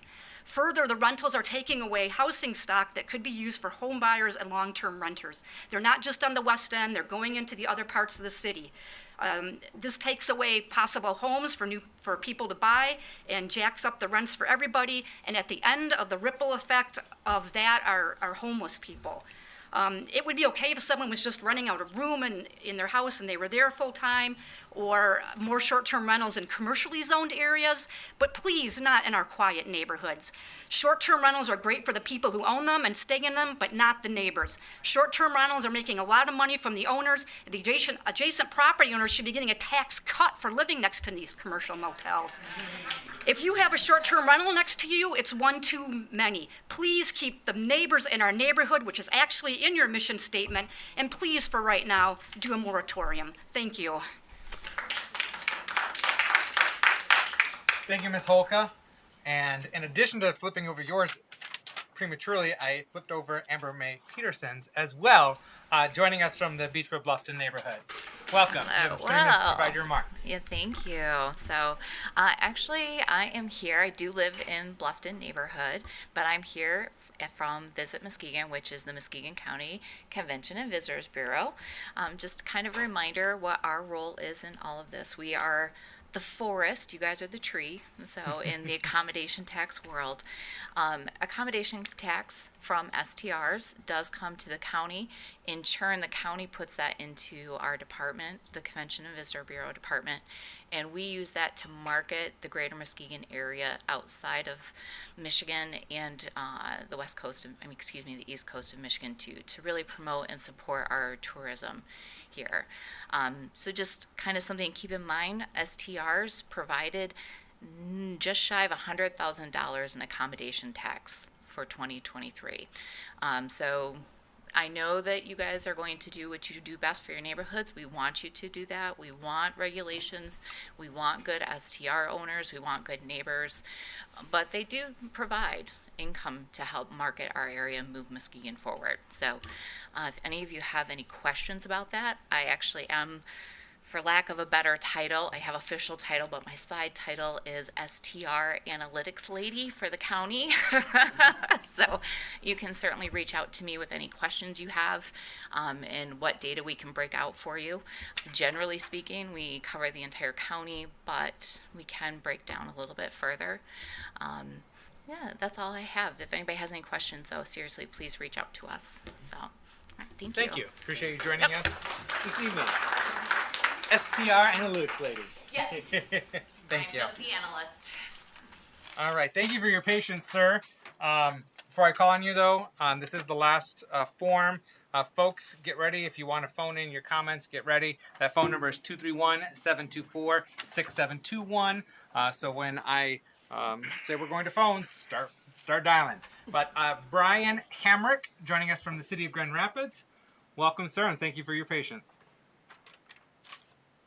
Thank you, Mayor. Thank you, Commissioners. This has been a really enlightening and interesting meeting tonight, and I really appreciate hearing from all sides. I am speaking in favor of short-term rentals tonight. As you mentioned, I'm from Grand Rapids, and I've been coming to Muskegon ever since we moved to Grand Rapids about 20 years ago almost. You have an amazing community here. And I think that presents both a blessing and a curse, because more and more people want to come and experience Muskegon, and they don't all want to stay in hotels. Having short-term rentals where they have kitchens, laundry, things like that, they can stay a little bit longer, stay with a larger family. That is a real benefit and an asset to this community. So I just want to, echo what the previous speaker just said, the STR Analytics Lady, and say, yeah, I mean, we're seeing that in our short-term rentals here. I'm involved in the boutique hotel downtown, Dream Stay on Clay. My partner and my partners are both local. They're in Muskegon. They're not here right now because they had to go put their kids to bed. But we keep it local. And I've heard a couple of people mention like hedge funds, corporate entities owning short-term rentals. That kind of goes without saying, because even if you own a long-term rental, you're probably going to have it in some sort of entity like an LLC. So I just want to make it clear, just because a property is held in an entity does not mean it's like some Blackstone type hedge fund that owns that property. Myself, my partners, we really care about this community. I actually think that this is an amazing community, and I want to see that continue. I am too very upset when people have parties at short-term rentals, because that is the last thing that a short-term rental owner wants to have. And we have very strict rules against that, but when you just never know. I mean, we make those rules clear, and then sometimes people come in and they just ignore them completely. So I really appreciate what Chief Caldwell had to say. I really appreciate the fact that as far as compliance, short-term rentals are in much greater compliance than the long-term rentals here. And as far as calls, it's really just been almost statistically doesn't even register as far as the calls that are received to short-term rentals versus the rest of the community. And I would just say one more last thing about a moratorium, a possible moratorium. Right behind you, Mayor, is Watch Muskegon Go. How are people going to watch Muskegon Go if you have a moratorium on short-term rentals? So thank you very much. I appreciate this opportunity to speak. Thank you, Mr. Hamrick. Appreciate you joining us. All right, we are going to go to the phones unless there's a last-minute slips to give public comment in person. And we're going to be going to the phones. That number is 231-724-6721. We'll give that a few moments. There's a bit of a lag between me saying it and it registering on Facebook and YouTube. Is it the musical intro though? Or is that a phone call? Oh, phone call! Oh. Welcome, Chris Willis, joining us from the Beechwood Bluffton neighborhood. You have up to 3 minutes to provide your remarks. Did you hear me, Chris? Hello? Hi, Chris. Welcome. Hello. You have up to 3 minutes to provide your remarks. Okay, great. Let me get my speaker turned off here. Thank you. concerned about the impact of the unchecked proliferation of short-term rentals on our neighborhood, in Beechwood Bluffton neighborhood. Our neighbors are known for being active and involved volunteers in the community. We hold beach cleanups. We advocate for our lakes. We hold fundraisers for improvements in our parks, like bicycle racks and water bottle filling stations. And we provide fitness equipment in our parks. We care for our neighborhood. We care for our parks and beaches. We care for ourselves and our visitors, and we care for each other. But with every STR, we lose a neighbor, and the rapid increase in STRs is eroding the character of our neighborhood. As transient visitors replace neighbors, residents feel less safe and less attached to Muskegon as a whole. STRs were imposed on municipalities and neighborhoods like ours without planning and with little or no recourse or regard for the harm to the community and the livability of our neighborhoods. Today, visitors are replacing residents at an alarming rate. Weak STR policy financially incentivize and favor business interests and visitors over the needs and values of resident homeowners. Residents like me feel powerless. We look to you to balance the responsible tourism with preserving our neighborhood character. We don't have a chamber looking out for us. We don't have a visitors bureau speaking on our behalf. You are our voice. We elected you to care for our interests. By implementing comprehensive regulations, we can distribute any negative effect of the impact of STRs. We can assure they operate responsibly and harmoniously within our community. But time is running out. Neighbors are giving up and giving in, and if trends continue, there will soon be more business owners than neighbors in BBNA. Thank you for your attention and understanding. We look forward to your thoughtful consideration and decisive action in capping the unmitigated rise of STRs and supporting community vitality and resilience. Thank you so much. Thank you, Chris. Appreciate you calling in to share your perspective. Anyone else on the line? No, Mayor. We'll give it another moment. Phone number is 231-724-6721.